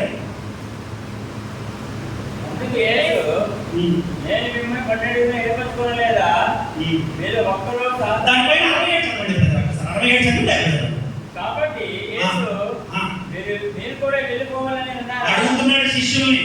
వాళ్ళందరూ వెళ్ళిపోయారు, మీరు కూడా వెళ్ళిపోతారా అంటే అప్పుడు పేరు సమాధానం చెప్తున్నాడు. 70 వచ్చిన పేతురు, ప్రభువా ఎవరి యొద్దకు వెళుదుమో? ఎవరి వద్దకు వెళ్దాము? నీవే జీవము మాట్లాడగలవాడు, నీవే దేవుని పరిశుద్ధుడుగా మేము తెలుసుకున్నాం తండ్రి. మా దేవా నిన్ను విడవము. మేము గద్దింపుకు లోబడాలి, మేము ఖండింపుకు లోబడాలి, మేము హెచ్చరించబడాలి, మేము సరిదిద్దబడాలి, మేము సరిచేయబడాలి. దేవుని మహిమ కలుగును గాక. ఎక్కడికి వెళ్తాం మేము? నువ్వే కొట్టినా నువ్వే, తిట్టినా నువ్వే, పెట్టినా నువ్వే. మా మార్గము సత్యము దైవము నీవే అంటారండి. దేవుని మహిమ కలుగును గాక. ఇది సంఘం అంటే ఎలా ఉండాలి? ఖండింపు. మీ అయ్యగారు ఖండిస్తే లోబడాలి, మీ అయ్యగారు గద్దిస్తే లోబడాలి. గద్దించేది ఖండించేది ఎవరు? అయ్యగారా? అయ్యగారిలో ఉన్నటువంటి ఆత్ముడు, ఆత్మ దేవుడు సంఘానికి రావడం మానేసి వెళ్ళిపోతారు, అడుగుతారు. తప్పది. సంఘమా ఎంతగానో ఉంటే దేవుడు ఖండిస్తాడు, దేవుడు గద్దిస్తాడు, దేవుడు బుద్ధి చెప్తాడు ఒక్కసారి. ఎందుకంటే మన పిల్లలు తగ్గిపోతే మనం చూసుకుంటామా? ఒకటి జరిగిస్తామా లేదా? అట్లాగే ఆయన గద్దింపు మనం లోరంలో అప్పుడే ఎక్కడుంటాం మనం. ఆయన రాజ్య సంబంధం అయితే వెచ్చలవిడితనం అయిపోతుంది. దేవుడి నుంచి తొలగిపోతాము, అవిధేయతలోకి వెళ్ళిపోతాము, అవిశ్వాసంలోకి వెళ్ళిపోతాము, భక్తిహీనతలోకి వెళ్ళిపోతాము, వాక్యం నుంచి తొలగిపోతాము, దేవుని యొక్క ముఖ్యత పాత్రలవుతాము, విడవబడే సంఘంలో చేరిపోతాము, పాతాళానికి దిగిపోతాము. అగ్ని ఆరదు, పురుగు చావదు. ఆ జీవితం మనకు అవసరమా? అందుకని అడుగుతున్నాడు, మీరు కూడా వెళ్ళిపోతారంటే ఎంత చక్కటి సమాధానం చెప్తారంట సంఘం. నో ప్రభువా, జీవపు మాటలయ్యాలి ఇది. నువ్వు దేవుడు పరిశుద్ధుడయ్యా, నీవే మా మార్గం తండ్రి అన్నారు. మరి ఎక్కడున్నారు? పరదేశంలో చక్కగా అవిశ్రాంతిలో ఉన్నారు. దేవుడికి మహిమ కలుగును గాక. అటువంటి ఆ చిన్న మంద, ఎవరికి చిన్న మంద? ఎంతో మంది వెలిదిరిగి వెళ్ళిపోయారు. వాక్యం అంటే భయపడ్డారు. తప్పుడు బోధలకి దొరద చెవులు తెలవారాయి. లోకానుసరణ జీవితం అలవాటుపడిపోయి పాస్టర్ కూడా అంత రంగు చేస్తూ చెప్తున్నారు. వాక్యం చెప్పమంటే ఏదో చెప్తారు. ఆ గంట టైంలో 40 నిమిషాలు, వేరే చెప్తారు 15 నిమిషాలు వాక్యం. ఇంకేం మనపడతాయి సంఘాలు అంటే? నేను ఈ సంఘం కాదు, బయట నేను చూసుకున్న అనుభవం చెప్తున్నాను. ఇక్కడ మీ అదృష్టం చక్కగా అయ్యారు, మిమ్మల్ని కూర్చోబెట్టి మిమ్మల్ని ఫలింపజేయడానికి, మిమ్మల్ని చక్కగా దేవుళ్ళు బలపరచడానికి నన్ను కూడా వాళ్ళు పిలిచారంటే నా సంఘం విడబడే సంఘం ఉండకూడదు, ఇది దేవుని సంఘం అని మాట్లాడటం నిర్ణయిస్తున్నారు. అయ్యారు మీకు ఆత్మీయ ఆహారం పెట్టించి మిమ్మల్ని ఆత్మలో బలపరిచి దేవుడి దగ్గరగా చేసి చక్కగా దేవుని రాజ్యంలో మిమ్మల్ని చేర్చాలనే బాధ్యతను ఆయన నెరవేర్చాలి. కాబట్టి అందులో భాగంగానే ఈ రోజు మీరు నేను ఇక్కడ ఉన్నాము. దేవుని చిన్న మంద అంటే చిన్న సంఘం అని కాదు, పెద్ద మంద అంటే పెద్ద సంఘం అని కాదు, ఫిల్టర్ చేయబడిన సంఘం. ఇక్కడ ఎంతమంది? 12 మంది మిగిలారండి. కొండ మీద పోతయాత్రం ఎంతమంది ఉన్నారు? రొట్టెలు ఎంతమంది పెట్టారు? రొట్టెలు వెళ్ళినప్పుడు ఎంతమంది ఉన్నారు? ఎంతమంది ఉన్నారు? ఎన్ని కంపలు ఎత్తారు? 12 కంపలు రొట్టెలు తిన్న వాళ్ళు 12 మంది మిగిలారు. దేవుడి మహిమ కలుగును గాక.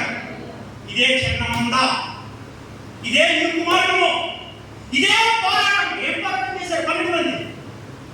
అదే మనం చేయాలి. బైబిల్లో లేని మన వద్దు. బోధ మనకు వద్దు, అపోస్తులు చేయనటువంటి పనులు మనకు వద్దు, అపోస్తుల కార్యాలు మనకి మార్గమై ఉన్నాయి. పౌలు అంటాడు, నన్ను పోలి మీరు బ్రతకండి. ఎందుకంటే పౌలు క్రీస్తును పోలి బ్రతకండి. కాబట్టి మన మార్గం ఎవరు? మనకు ఆదర్శం ఫస్ట్ యేసు ప్రభు వారే, తర్వాత మనుషులు ఎవరంటే అపోస్తులు. అపోస్తుల కార్యాలు చదివితే వాళ్ళ బోధ ఏంటి, ఆ బోధలో ఎలాంటి అద్భుతాలు జరిగాయి, దేవుడి రాజ్యం నీకు ఎలా ప్రకటించబడింది, దానివల్ల వచ్చిన ఫలితం ఏంటి మనకు అర్థమైంది కదా.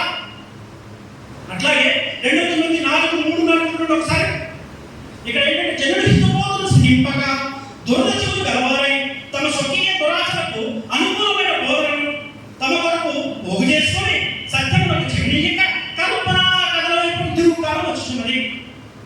ఇప్పుడు జరిగేది అదే. అన్ని సంఘాలు కాదు, కొన్ని సంఘాలు ఏం జరుగుతుంది? స్వకీయ దురాశల కొంతమంది బోధకులు ఏర్పాటు చేస్తున్నారు సంఘాలు.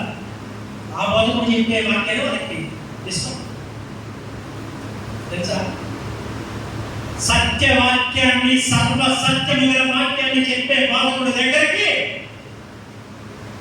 ఎవరు లెక్క పెట్టచ్చు వస్తారు. పెద్ద పెద్ద సభలో పేర్లు చెప్పండి చెప్తారు, వాక్యం స్టార్ట్ చేస్తారు, ఇక తర్వాత వాక్యం కనపడతారు. ఎక్కడికో ఇక్కడ ఒక మొత్తం తిరుగుతుంది సందేశం. వీళ్ళు కూడా ఎవరు పెట్టారు? దేనికంట? దురద చెవులు గల వారే వాక్యం చెప్తుంటే తగ్గిపోతారు. పేరు నుంచి వాక్యం చెప్తే 3000 మంది. పేరు ఎవరు? మన హృదయం ఉదాహరణ ఏమన్నాడు? రాత్రి హృదయం పోయి ఏం రావాలి? మాకు హృదయం రావాలి, నూతన స్వభావం రావాలి, నూతన హృదయం రావాలి. ఈ కల్పనా కథలతో మనకి నూతన హృదయాలు వస్తాయా? శుద్ధి వంటి వాక్యము, అగ్ని వంటి వాక్యము, తేనె వంటి మధురమైన వాక్యము, అంతే కదా. వాక్యమే కదా మనం బాగు చేసేది. ఎవ్రీ పత్రిక 4:12 ఏమిటో తెలుసా? ఏదైనా దేవుడు వాక్యం సజీవము కలదై, రెండంచుల ఎటువంటి కట్టము కంటే వాడిగలదై, ప్రాణాత్మను విభజించినంత మట్టుకు దూరుతూ మురుగులను చెప్తాడు, హృదయ తలంపులను శోధించుతున్నదే ఉంటుందండి. ప్రాణాత్మలను విభజిస్తుందంట. దేవుని మహిమ కలుగుతుందా? దేవుని వాక్యం అంటే రెండంచుల కట్టము కంటే వాడి ఇంత పొదునైందంట. రెండు వైపు కూడా పదును పడుతుందండి. మీకంటే కనపడుతుంది. అది చదివినప్పుడు లేదా విన్నప్పుడట మన శరీరంలోకి వెళ్ళి ప్రాణాత్మను విభజించినంత మట్టుకు దూర్చు మూలుగులోంచి, అంటే మన ఎముకలోన మన మాటలు తిన్నప్పుడు ఊదుకొని తింటాం కదా, మూలుగులోంచి ప్రయాణం చేసి నీ హృదయ తలంపులను షేక్ చేస్తుంది. అప్పుడు శరీరానుసారమైన జీవితం వెళ్ళిపోయి ఆత్మానుసారమైన జీవితం నీలోకి వస్తుంది. అప్పుడు నీ ఆత్మచేత నీ శరీరాన్ని విజయిస్తావు. అదే మారు మనసు. దేవుని మహిమ కలుగును గాక. అలా మారు మనసు పొందుకున్న వాళ్ళు చిగురిస్తారు, ఫలిస్తారు, అంతే కదా. అంటే వాక్యం ఏం చేస్తుంది? మనల్ని సరిచేస్తుంది. వాక్యం ఏం చేస్తుంది? మనల్ని పరిశుద్ధపరుస్తుంది. అటువంటి వాక్యాన్ని మనం ఎలాగా అంగీకరించాలి, ఎలా వినాలి, ఎంత విధేయత ఉండాలి మనలో. ఇక్కడ అదే అంటున్నాడు. ఇక్కడ వాళ్ళ యొక్క స్వకీయ దురాచరణ ప్రకటన కొంతమంది బోధకులు ఏర్పాటు చేసుకొని దురద చెవులు గలవారని వింటారంట వాక్యాన్ని. అది మొత్తం చెప్పారా? సత్యములకు చెవినీకి కల్పనాకరం తిరుగుతా వచ్చేసింది ఆల్రెడీ. కల్పనాకరం చెప్తున్నాడు కదా. ఇప్పుడు యేసుక్రీస్తు ప్రభు వారితో పాటు ఉండి ఆయన స్వస్థత ఇస్తే పొందుకున్న వాళ్ళు, ఆయన మరోసారి చనిపోయి తిరిగి మళ్ళా జీవం ఇస్తే పొందుకున్న వారు తిరిగి చనిపోలేదా? చనిపోలేదా? మరి మనం స్వస్థత కొరకు పాటుపడుతున్నాం. మనకి నిత్య జీవం రావాలా, స్వస్థత రావాలా? ఏం రావాలి? కఠినమైన పోదానికి ఏంటో తెలుసా? క్రీస్తు ఏమంటాడు తెలుసా? నీ కన్ను నిన్ను అభ్యంతర పెడితే ఓడ నింపుకుని రా అంటున్నాడు. నీ చెయ్యి నిన్ను అభ్యంతర పెడితే పీకేసి దాన్ని కట్ చేసుకుని రా అంటున్నాడు. ఎందుకు అంటున్నాడు అంత కఠినమైన? ఇంకొక మాట చెప్పండి మీకు. ఆయన వెంబడించే శిష్యుడు ఒక శిష్యుడు అడుగుతాడు, ప్రభువా మా నాన్నగారు చనిపోయారు, ఎలా పూడ్చిపెట్టి రావాలంటే మృతులను పాతి పెట్టుకుందరు నువ్వు రా అంటాడు. దేవుని మహిమ కలుగును గాక. దాని అర్థం తెలుసా మీకు? నిన్న క్రీస్తు వెంబడిస్తున్నా, నాన్నగారు తెచ్చిపోతే ప్రభు మా నాన్నగారు తెచ్చిపోయారా ఏమవుతా అంటే మృతులను పాతి పెట్టుకుంటారు పర్మిషన్ ఇచ్చాడా? దాని అర్థం ఏంటో తెలుసా? దాని అర్థం తెలుసుకున్న వాళ్ళు ఆత్మపూర్ణులు, ఆత్మ పరిపూర్ణతలో గొప్ప స్థాయి అని అటువంటి బోధ చేశాడండి ప్రభు భూమి మీద మనకి. దేవుడికి మహిమ కలుగుతుందా? మృతులం ఆయన నిత్యం ఉండదండి. ఆయన ఎవరు? జీవాధిపతి. ఆ చచ్చిన వాడి దగ్గరికి వెళ్ళి చేయ అంటే ఇక్కడ అర్థం ఏంటంటే చేయొద్దని కాదు, ఆత్మీయ అర్థం చూడాలి. ఇక్కడ మనం జీవంగా దేవుడు విడిచిపెట్టి చనిపోయిన వాళ్ళ కొరకు వెళ్ళటం వల్ల ఏమొస్తుంది మనకి? మాట మళ్ళీ ఉంటాడు. కళ దగ్గర ఒక ఉంటే వంటగది ఒక ఉంటుంది, అంతేనా? ఆమె అడుగుతుంటది, ప్రభా పంపించేయ, మరి గెస్ట్ వచ్చారు, నేను భోజనం చేస్తాను, ఆమె రాదంటాడు. ఆమె ఉత్తమమైన ఎందుకు ఉంది? మార్త మరి ఉత్తమమైన ఎందుకు రాదు అంటే అర్థం ఏంటంట? నువ్వు వంటగదిలోకి వచ్చి ఏం తిన్నాయో కాదు, అది కాదు, మొత్తం బాధలు దగ్గర ఉంది. ఆ బాధలు ఏం బాధలు? సృష్టికర్త బాధలని జీవాధిపతి దగ్గర ఉంది. అదే గొప్ప ధన్యత. ఆయన పాద సన్నిధి అయితే గొప్ప ధన్యత. దాన్ని విడిచిపెట్టకుండా కాపాడుకోవాలి. అయ్యో నేను కోల్పోతానేమో అనే భయం ఉండాలి మనకి. ఇది అర్థం. అక్కడ దేవుడికి మహిమ కలుగుగాక. ఏమున్నాయి? అమ్మో నీ దేవుడికి కోల్పోతానేమో, నా పరిపూర్ణతను నేను కోల్పోతానేమో, ఆయన సన్నిధిని నేను కోల్పోతానేమో, ఆయన సహవాసాన్ని నేను కోల్పోతానేమో, ఆయన ప్రేమను నేను కోల్పోతానేమో, ఆయన కృపను నేను కోల్పోతానేమో, ఆయన కనికరాన్ని నేను కోల్పోతానేమో భయంతో వచ్చి దేవుడికి మహిమ కలుగుగాక. అది దేవుని భయభక్తులు కలిగి ఉంటే జ్ఞానానికి మూలము. జ్ఞానం అంటే ఏంటనుకుంటున్నారు? భయము, భక్తి, జ్ఞానము. సొలొమోనుకి ఇచ్చాడు జ్ఞానాన్ని. ఏం చేశాడు సొలొమోను? బయట గుడి కట్టి బయట కట్టి, అది అజ్ఞానం. ఆఖరికి యెహోవా యొక్క భయభక్తులు కలిగి ఉండట జ్ఞానం. ఎక్కడో లేదు జ్ఞానం, నీ భయభక్తులతో ఉంది. భయపడాలి. అమ్మో నా దేవుడిని దూరం అయిపోతానేమో, అదే ఈ కుమారుడు. ఒక పనిని చేసేటప్పుడు నువ్వు భయపడాలి. అమ్మో ఈ పని చేస్తే దేవుడిని దూరం అయిపోతా, అమ్మో ఈ పని చేస్తే దేవుడి సహవాసం కోల్పోతా, అమ్మో ఈ పని చేస్తే దేవుడి కృపని కోల్పోతా. అప్పుడేమైతే నీకు అదే జ్ఞానం. ఆయన ఎందుకు భయపడుతుంది? మనం బ్రతకాల్సిందే. ఇదే మానవ కోటి విద్య అన్నమాట. ఆయన కట్టడం విధులు కేటాల్సిందే. వాళ్ళని దేవుడి రాజ్యంలో చేస్తారు.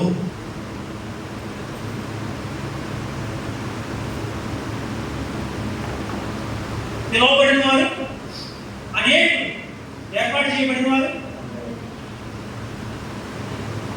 విశాలమైన మార్గంలో ఉన్నవారు అనేకులు, ఇరుకు మార్గంలో ఉన్నవారు, ఏర్పాటు చేయబడిన పిలిచిన వారు అనేకులు. వాళ్ళందరూ కూడా విశాలమైన మార్గంలో ఉంటారు. కానీ ఏర్పాటు చేసిన వాళ్ళు ఎక్కడ ఉంటారంటే ఇరుకు మార్గంలో ఉంటారు.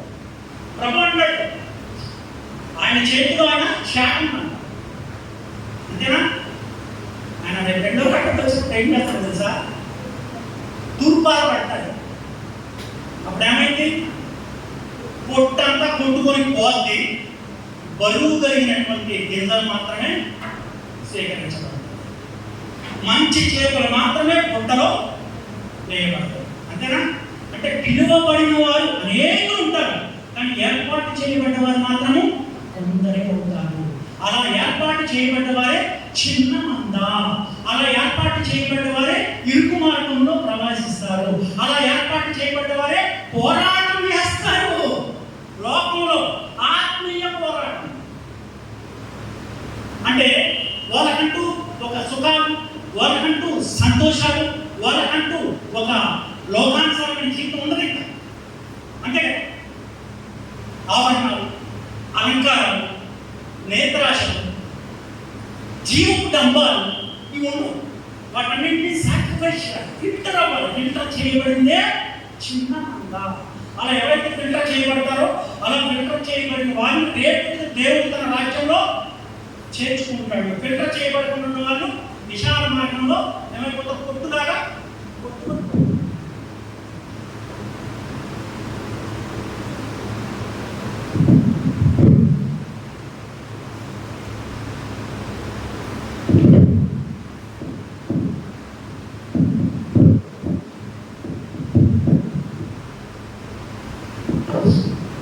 లూకాసు వార్త 22వ అధ్యాయం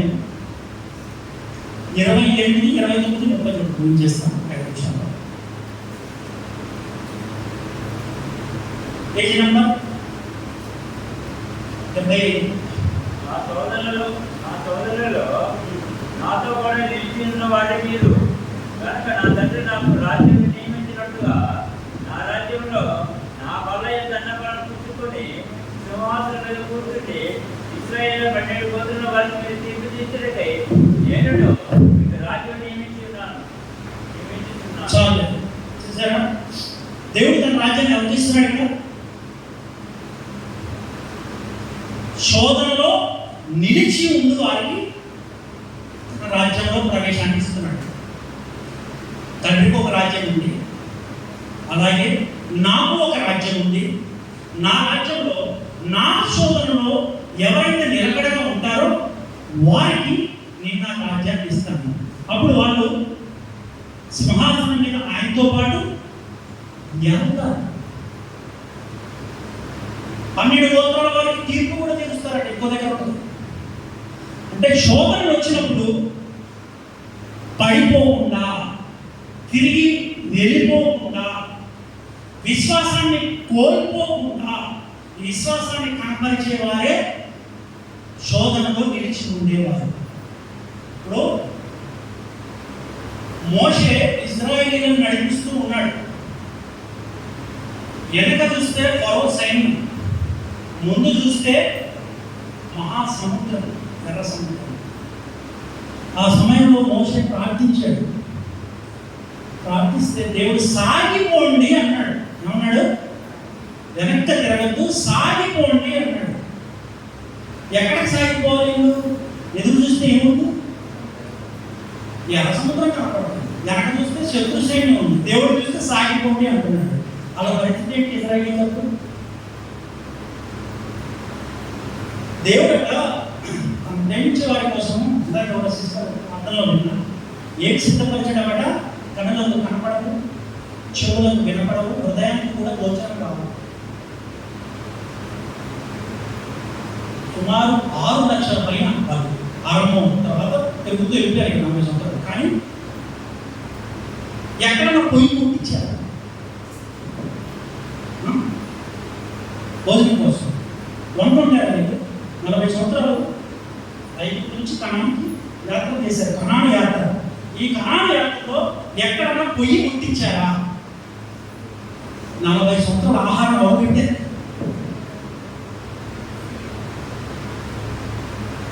వాళ్ళని ఐగుప్తు నుంచి బయటికి తీసే ముందే 40 సంవత్సరాలకు సరిపడా నీరు, 40 సంవత్సరాలకు సరిపడా ఆహారం, వాళ్ళకి సంబంధించినటువంటి అన్ని సౌకర్యాలు, అన్ని సౌలభ్యాలు, అన్ని ఆహార పదార్థాలు సిద్ధపరిచాడండి. దేవుని మహిమ కలుగుగా ఇలా కంటికి కనపడ్డాయని తిట్టడం మీకు. ఆకాశం నుంచి మన్నాన్ని కల్పించి దేవుడికి ఆహారం పెట్టాడు. భూమి మీద ఎవరి వల్ల దేవుడు వాళ్ళకి ఇచ్చాడు. బండ నుంచి నీరు ప్రారంభించాడు. ఎదురుగా సముద్రం ఉంది, సాగిపోండి అంటాడు. వాళ్ళు నుంచినప్పుడు సముద్రం 2 పాయలు చేయలేదా? మార్గం ఎప్పుడు ఏర్పడ్డది? వాళ్ళు సాగి వెళుతూ ఉన్నప్పుడు ఒక 2 మార్గం. ఆ మార్గం ఎప్పుడు సిద్ధపరిచాడన్నా? దేవుని మహిమ కలుగుగా ఆల్రెడీ సముద్రంలో మార్గాన్ని సిద్ధపరిచే వచ్చాడండి. దేవుని మహిమ కలుగుగా. అది కనపడదు ఎవరికి? ఆత్మీయ నేత్రాలతో చూడాలి. దేవుని యొక్క పొలాలను చూడాలంటే ఎప్పుడైతే వాళ్ళు సాగిపోయారో అప్పుడు మార్గం ఏర్పాటైంది. అది దేవుడు ఏర్పాటు చేసిన మార్గము. దేవునికి మహిమ కలుగును గాక. అలాగే ఇక్కడ కూడా అంటున్నాడు, నాతో పాటు నా శోధనలో నిలిచి ఉన్న వారికి నేను నా రాజ్యాన్ని ఇస్తాను అంటున్నాడు. ఆయన సంఘమే ఆయన రాజ్యమై ఉన్నది భూమి మీద. ఆయన సంఘం ఎలా ఉండాలంటే ప్రతి దాంట్లో కూడా ఆయన వెంబడించాలి. ఆయన పరిపాలన చేస్తూ ఉంటే ఆయన పరిపాలన కింద ఉండాలి. ఆయన అధికారం చేస్తూ ఉంటే ఆయన అధికారానికి లోబడి ఉండాలి. ఆయన మన ప్రభుత్వం చేస్తూ ఉంటే ఆ ప్రభుత్వానికి లోబడి ఉండాలి. ఆయన రాజ్య సంబంధమై, ఆయన పిల్లలమై, ఆయన వారసులమై, ఆయన యొక్క యాచక సమూహంగా ఉండాలి. ఆయన యొక్క శోధనలో కూడా మనము నిలిచి ఉండాలి. శ్రమ వచ్చిందని తప్పిపోతే ఎట్లాగా? సాగిపోండి అన్నాడు శ్రమలో.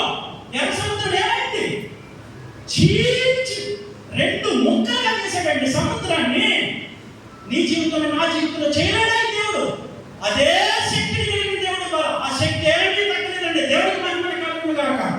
ఆ రోజు ఏ శక్తి కలదో ఆ మహోన్నతుడు సర్వోన్నతుడైన దేవుడు ఈ రోజు కూడా ఆ యొక్క శక్తి ఏమీ మందగించలేదు.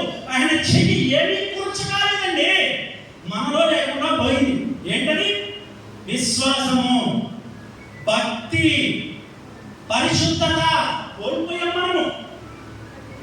ఎవరైతే ఆయన శోధనలో ఉంటారో వారిపైన తన రాజ్యాన్ని అనుగ్రహిస్తాడు, సింహాసనం మీద కూర్చోబెట్టాడు, పరిపాలన మనతో చేయిస్తాడు. ఇదే దేవుని రాజ్యం అంటే. శిష్యులు అడుగుతూ ఉంటారు ఒకసారి శాస్త్రులు పరిచయం, ఈ రాజ్యం ఎప్పుడు వస్తుందయ్యా అంటే చెప్తాడు, దేవుని రాజ్యం ఇక్కడ ఉంది అక్కడ ఉందని చెప్పడానికి వీలు పడదు. ఇదిగో ఇక్కడే మీలోనే మీ మధ్యనే ఉన్నదన్నాడండి. ఏంటా రాజ్యము? ఏంటా రాజ్యం అన్నాడా ప్రభు? మీలోనే ఉంది రాజ్యం అన్నాడు. ఏంటా రాజ్యము? ఎక్కడున్న రాజ్యము? ఇదిగో ఇదే రాజ్యం. దేవుని మహిమ కలుగును గాక. ఈ సంఘమే రాజ్యము, సార్వత్రిక సంఘమే రాజ్యము. ఆ రాజ్యానికైనా రాజు ఉన్నాడు. దేవుని మహిమ కలుగును గాక. ఆ రాజు రేపొద్దు రానున్నాడు. ఆ రాజు రేపొద్దు రాజ్యాన్ని ఎత్తుకుని తండ్రి వంటికి చేర్చడానికి రాజాది రాజుగా ఆయన యొక్క యెహోవాకు బాహువుగా వస్తాడంట. మొనవాక్యం ఏంటి? మనం ముందే చదువుకున్నాము. ఆయన యొక్క బాహువు ఏడుచూ ఉండగా ఆయన శక్తి సంపన్నుడై వస్తాడంట. ఆ బాహువు ఎవరు? ఆ చేయి ఎవరు? యేసుక్రీస్తు ప్రభువే దేవుని బాహువు. యేసుక్రీస్తు ప్రభువే దేవుని యొక్క చేయి. ఆ చేయి తోటి ఆయన ఈ భూమి మీద దెయ్యాలను వెళ్ళగొట్టాడు, సూచన క్రియలను చేశాడు, అద్భుతములను చేశాడు, చచ్చిపోయిన వారిని బ్రతికించాడు, సువార్త చేశాడు, దేవుని రాజ్యాన్ని ప్రకటించాడు, దేవుని నీతిని ప్రకటించాడు కదా. ఇవన్నీ చేసింది ఎవరంటే ఆ బాహువే. ఆ బాహువు ఎవరు అంటే యేసుక్రీస్తు ప్రభువే. ఆ యేసుక్రీస్తు ప్రభువే ఈ యొక్క సంఘానికి రాజు అయి ఉన్నాడు. దేవునికి మహిమ కలుగును గాక. చెప్పండి, మన రాజు ఎవరు? యేసుక్రీస్తు ప్రభువే మన రాజు. ఎబ్రీ పత్రిక 11:35 చూడండి, ముగించేస్తున్నాను. స్త్రీలు మృతులైన తమ వారిని పునరుత్థానమందు మరి పొందిరి. కొందరైతే మరి శ్రేష్టమైన పునరుత్థానం పొందగోరి విడుదల పొందనొల్లక యాతన పెట్టబడిరి. ఇప్పుడు ఉన్నటువంటి ప్రతి సంఘానికి కావలసినటువంటి బోధికుడు నేను చెప్పబోయేది ఈ వాక్యం.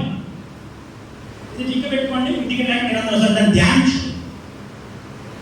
స్త్రీ అయితే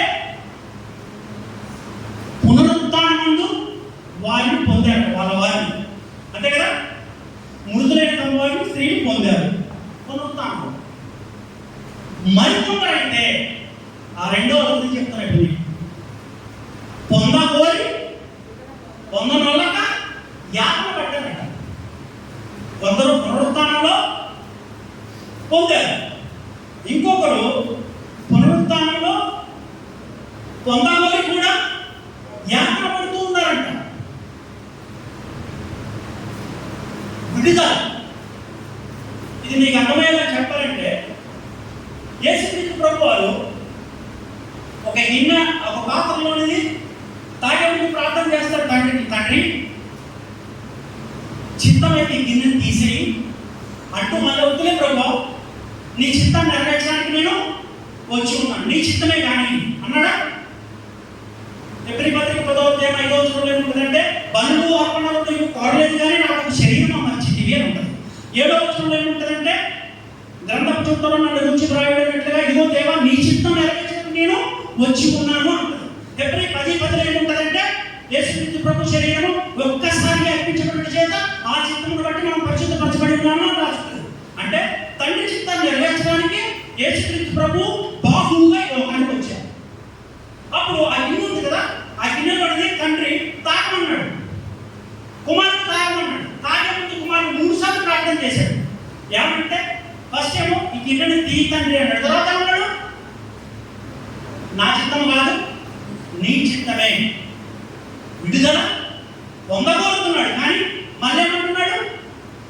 వద్దు తండ్రి నీ చిత్తమే కానీ అంటున్నాడు. జాగ్రత్తగా దేవుడు ప్రతి విశ్వాసి, ప్రతి వ్యక్తిని కూడా పరిపూర్ణుడు చేయడానికి ఇష్టపడతాడు. తనలో ఆత్మపూర్ణను పరిపక్వత చెందాలి మన మైండ్లో. ఆ క్రమంలో మనలో కొన్ని శ్రమలు రావచ్చు, బాధలు రావచ్చు, కష్టాలు రావచ్చు. ఆ సందర్భంలో మనం కష్టాలు వచ్చినాయి కదా అని తొలగిపోతే అక్కడ దేవుని చిత్తం ఉంటుంది. ఆ శ్రమ అనేది ఏముంటుంది? దేవుని చిత్తం ఉంటుంది. అప్పుడు నువ్వు తొలగిపోతే ఏమైంది? ఆ దేవుని చిత్తం అనేది జరుగుతుందా? ఆ దేవుని చిత్తం జరగదు. ఇక్కడ అదే విడుదల పొందగోరాడు కానీ యాత్ర పడుతున్నాడు, పొందనవాడు. అంటే ఇప్పుడు ఎగ్జాంపుల్కి కొన్ని సందర్భాల్లో మీకు వాక్యం చెప్పేటటువంటి దైవజనులు అనారోగ్యాల్లో ఉంటారు. ఇప్పుడు మీ మాస్టర్ గారే ఉన్నారు, ఒక ఆదివారం వాక్యం చెప్పాల్సి వస్తుంది. ఆయన కాలు నొప్పులు రావచ్చు, ఒళ్ళు నొప్పులు రావచ్చు, జ్వరం రావచ్చు, ఇంకేదైనా పెయిన్ రావచ్చు. ఏం చేస్తాడు? పరిచర్య అవుతాడు, ఒక టాబ్లెట్ వేసుకుంటాడు, లేదా హాస్పిటల్కి వెళ్తాడు. నీరసంగా ఉంటే బలానికి లేదా పాలు, పండ్లు, లేదంటే ఇంకేమైనా ఓఆర్ఎస్ వైద్యులు ఏదైనా సజెస్ట్ ఇస్తే ఆ బలం పొందుకోవడానికి, ఆ వ్యాధి నుంచి బయటికి రావడానికి ట్రై చేస్తాడు. ఎట్టి పరిస్థితుల్లో నిల్చొని వాక్యం చెప్తాడా, ఆపేస్తాడా? అంటే విడుదల పొందాలని కోరుకుంటాడు, ఉపశమనం కోరుకుంటాడు. ప్రభువా ఇది నాకు తగ్గించేయాలి, తగ్గదు అంటే విడుదల ఏమైంది? పొందడంలో ఏకపడుతున్నాడు, ఉపశమనం కోరుకుంటాడు. ఒక బాధ నుంచి మనం దేవుడు ఇవ్వగలడు కానీ ఒక్కోసారి ఇవ్వడు. ఇవ్వనప్పుడు నువ్వు ఏం చేయాలి? తొలగిపోవాలా? నో. ఏమవ్వాలంటే నన్ను పరిపూర్ణుడిగా చేయడానికి ఈ శ్రమ నాకు అవసరమైతే, ఏది మీరు చెప్పండి ఒకసారి. నన్ను నేను పరిపూర్ణుడి చేయడానికి ఈ శ్రమ, ఈ బాధ, ఈ కష్టము నీ చిత్తములు అవసరమైతే జరగని ప్రభువా ప్రార్థన చేయాలి. దేవుని మహిమ కలుగును గాక. ఇక్కడ యేసుక్రీస్తు ప్రభువారు ఆ గిన్నెలో ఉన్నది తాగే ముందు ప్రార్థన చేశాడు, చిత్తం నీ చిత్తమైతే తీసేయి తండ్రి అని. మళ్ళీ ఏమన్నాడు? వద్దు తండ్రి, నీ చిత్తం నెరవేర్చాలంటే నేను భూమి మీదకి వచ్చా, నీ చిత్తం జరగని తాగేశాడు. ఆ గిన్నెలో ఉన్నది ఏంటి? ఎప్పుడన్నా మెసేజ్ వచ్చినా చెప్తా, చాలా మెసేజ్ చెప్తుంది. అంటే దేవుని చిత్తాన్ని చేశాడా? తొలగిపోయాడా? చిత్తాన్ని చేశాడు. అలాగే మన జీవితంలో కూడా, మన జీవితంలో వచ్చి ఒక శ్రమ ఉందంటే ఆ శ్రమ మనకి ఏముంటుందంటే దేవుని చిత్తం ఉంటుంది. నువ్వు విడుదల పొట్టగొడతావు ఒక్కోసారి, కానీ విడుదల రాదు. అప్పుడే యాత్ర పెడతావు. అది అర్థం ఇక్కడ. రెండో భావంలో మొదటగా స్త్రీలు గొప్పవారు పుడతాను పొందాడు, ఓకే. కానీ రెండో వాళ్ళు గొప్పవాళ్ళు. ఎంత గొప్పవాళ్ళంటే ఆత్మీయ జీవితంలో, విశ్వాసంలో పరిపక్వత చెందేటటువంటి ఒక గొప్ప ఉన్నతమైనటువంటి స్థానం. ఏం స్థానం? ఉన్నతమైన స్థానం విశ్వాసంలో. శ్రమ అయితే ఏంటి ప్రభువా? నీ చిత్తం నెరవేర్చు. అపోస్తులు ఎలా చెప్తారు? వెనక్కి తిరిగారు, ఆయన చిత్తాన్నే వాళ్ళ జీవితంలో నెరవేర్చారు. ఆఖరికి వాళ్ళు ఏమయ్యారు? వాళ్ళని వారే వారి శరీరాన్ని అర్పించేస్తున్నారు దేవుడు. ఇది ఇక్కడ అదే.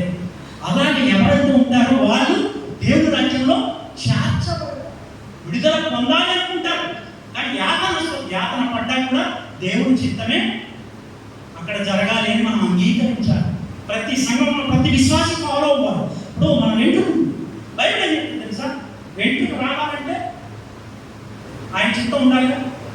రోజు ఇండివిజువల్గా రాస్తాయి మనం. నాకైతే దీనికి చెప్తుంది ఉంటాయి. ఇది అర్థం కావాలని చెప్తున్నా. ఇది వాక్యమే. దేవుని చిత్తం లేకుండా వెంట్రుక కూడా రాదు. అంటే మన వెంట్రుకలు రావుతున్నాయంటే నీ పట్టించుకోవట్లేదు.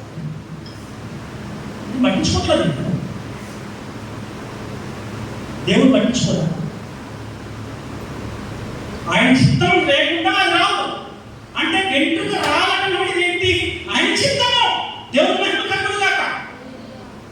ఒక వెంట్రుక రావాలన్నది కూడా ఆయన చిత్తంలో రాయబడింది. ఆయన రాసి పెట్టుకున్న చిత్తంలో. కానీ మనం ఏం చేస్తున్నాము? అసలు పట్టించుకోము. అంతేనా? రెండు అడుగుతాము. ఇదే కఠినమైన బోధన. ఒక నల్ల వెంట్రుక తెల్లబడాలన్నా కూడా ఆయన చిత్తమే, అంతే కదా? తెల్ల వెంట్రుక మహిమ. మరి నల్ల వెంట్రుక తెల్లబడుతున్నప్పుడు మనం ఆలోచిస్తున్నాము.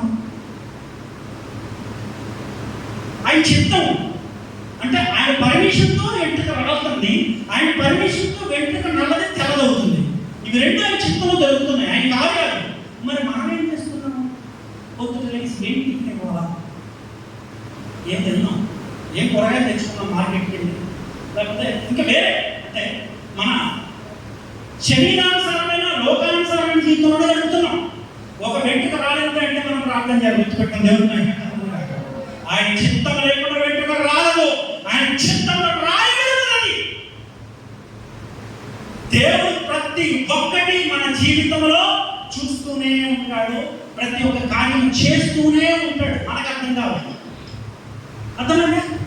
అట్లాగా రేపు దేవుడు రెండవ రాకడలో రాజుగా రానున్నాడు. ఆయన వచ్చి ఇక్కడ ఏర్పాటు చేసుకున్నటువంటి ఆయన సంఘము, ఆయన మంద, ఇరుకు మార్గంలో ఉన్నటువంటి ఆ సమూహాన్ని ఎత్తుకొని కొనిపోవడానికి రానే ఉన్నాడు.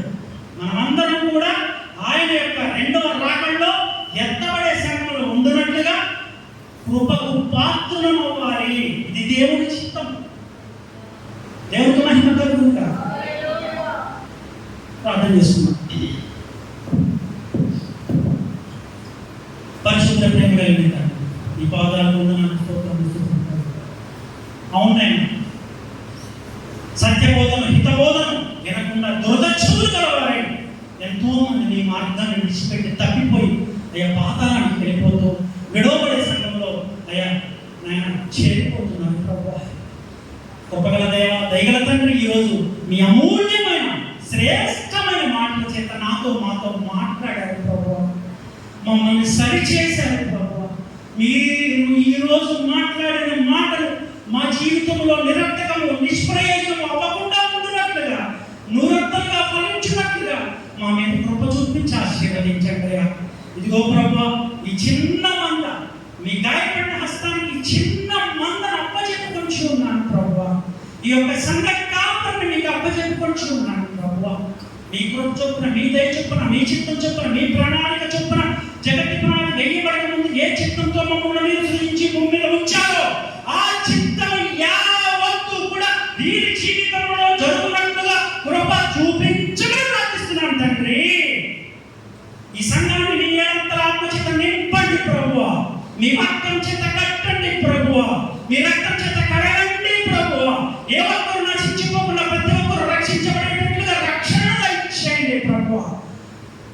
అయ్యా, మీ రాజ్యంలో చేర్చబడినట్లుగా వీరిని పరిపాలించండి తండ్రి, వీరిని పాలించండి ప్రభువా. వీరి మీద మీ ప్రభుత్వం చేయండి ప్రభువా. వీరిని రాజ్య సంబంధులుగా ఎన్నుకొని మీ రాజ్యంలో అయ్యా మీకు స్థానాన్ని దయచేయగలుగుతున్నాం ప్రభువా. అవునైనా తెలిసి తెలియక మా ప్రాంతంలో పాపములు, శాపములు, దోషములు, పితరుల పాపములు, జరుగుతా పాపములు ఏవి ఉన్నా ఈ రోజు ఇప్పుడే యేసుక్రీస్తు నామములో శిలువ రక్తం చేత కొట్టివేయబడునుగాక. శాంతి, సమాధానం, స్వస్థత, ఘనత వీరి జీవితంలో నూరంతలుగా నిండుకొనుగాక ప్రభువా. ఎవరైతే ఏ బాధతోటి, ఏ అవసరంతో ఇక్కడికి వచ్చారో అవన్నీ కూడా యేసు మహిమలో తీర్చబడునుగాక ప్రభువా. మరొకసారి ఈ సంఘాన్ని మీ కళాభినస్తానికి అప్పచెప్పుకుంటూ మీ కృపలో, మీ కృప చేత, మీ కృప చొప్పున మీరు వర్ధిల్ల చేయమని మహిమయంత్ర ప్రభావాన్ని కాపాడించుకుంటూ నజరేయుడు, మా సొంత రక్షకుడు, మీ ప్రియ కుమారుడైన యేసుక్రీస్తు వారి శ్రేష్టమైన నామములో ప్రార్థించి పొందుతున్నాము తండ్రి. అవును, బోధించి భ్రష్టుడైపోకుండా నన్ను కూడా మీ గాయములో మరుగు చేసి, మీ కృపలో భద్రం చేసి, మీ ఎందువైపు తుడిగని జీవించే జీవితాన్ని ఎత్తబడి సంఘంలో నేను కూడా కూర్చోబడి మీ రాజ్యంలో చేరడానికి అవసరమైన ఆత్మీయ జీవితాన్ని నాకు దయచేయమని ప్రార్థిస్తున్నాము తండ్రి. ఆమేన్. అందరికీ ఉన్నాను. టైం ఎక్కువ తీసుకున్నట్టున్నా, కాకపోతే ఈ వాక్యాలు విన్నవారు ధన్యులు.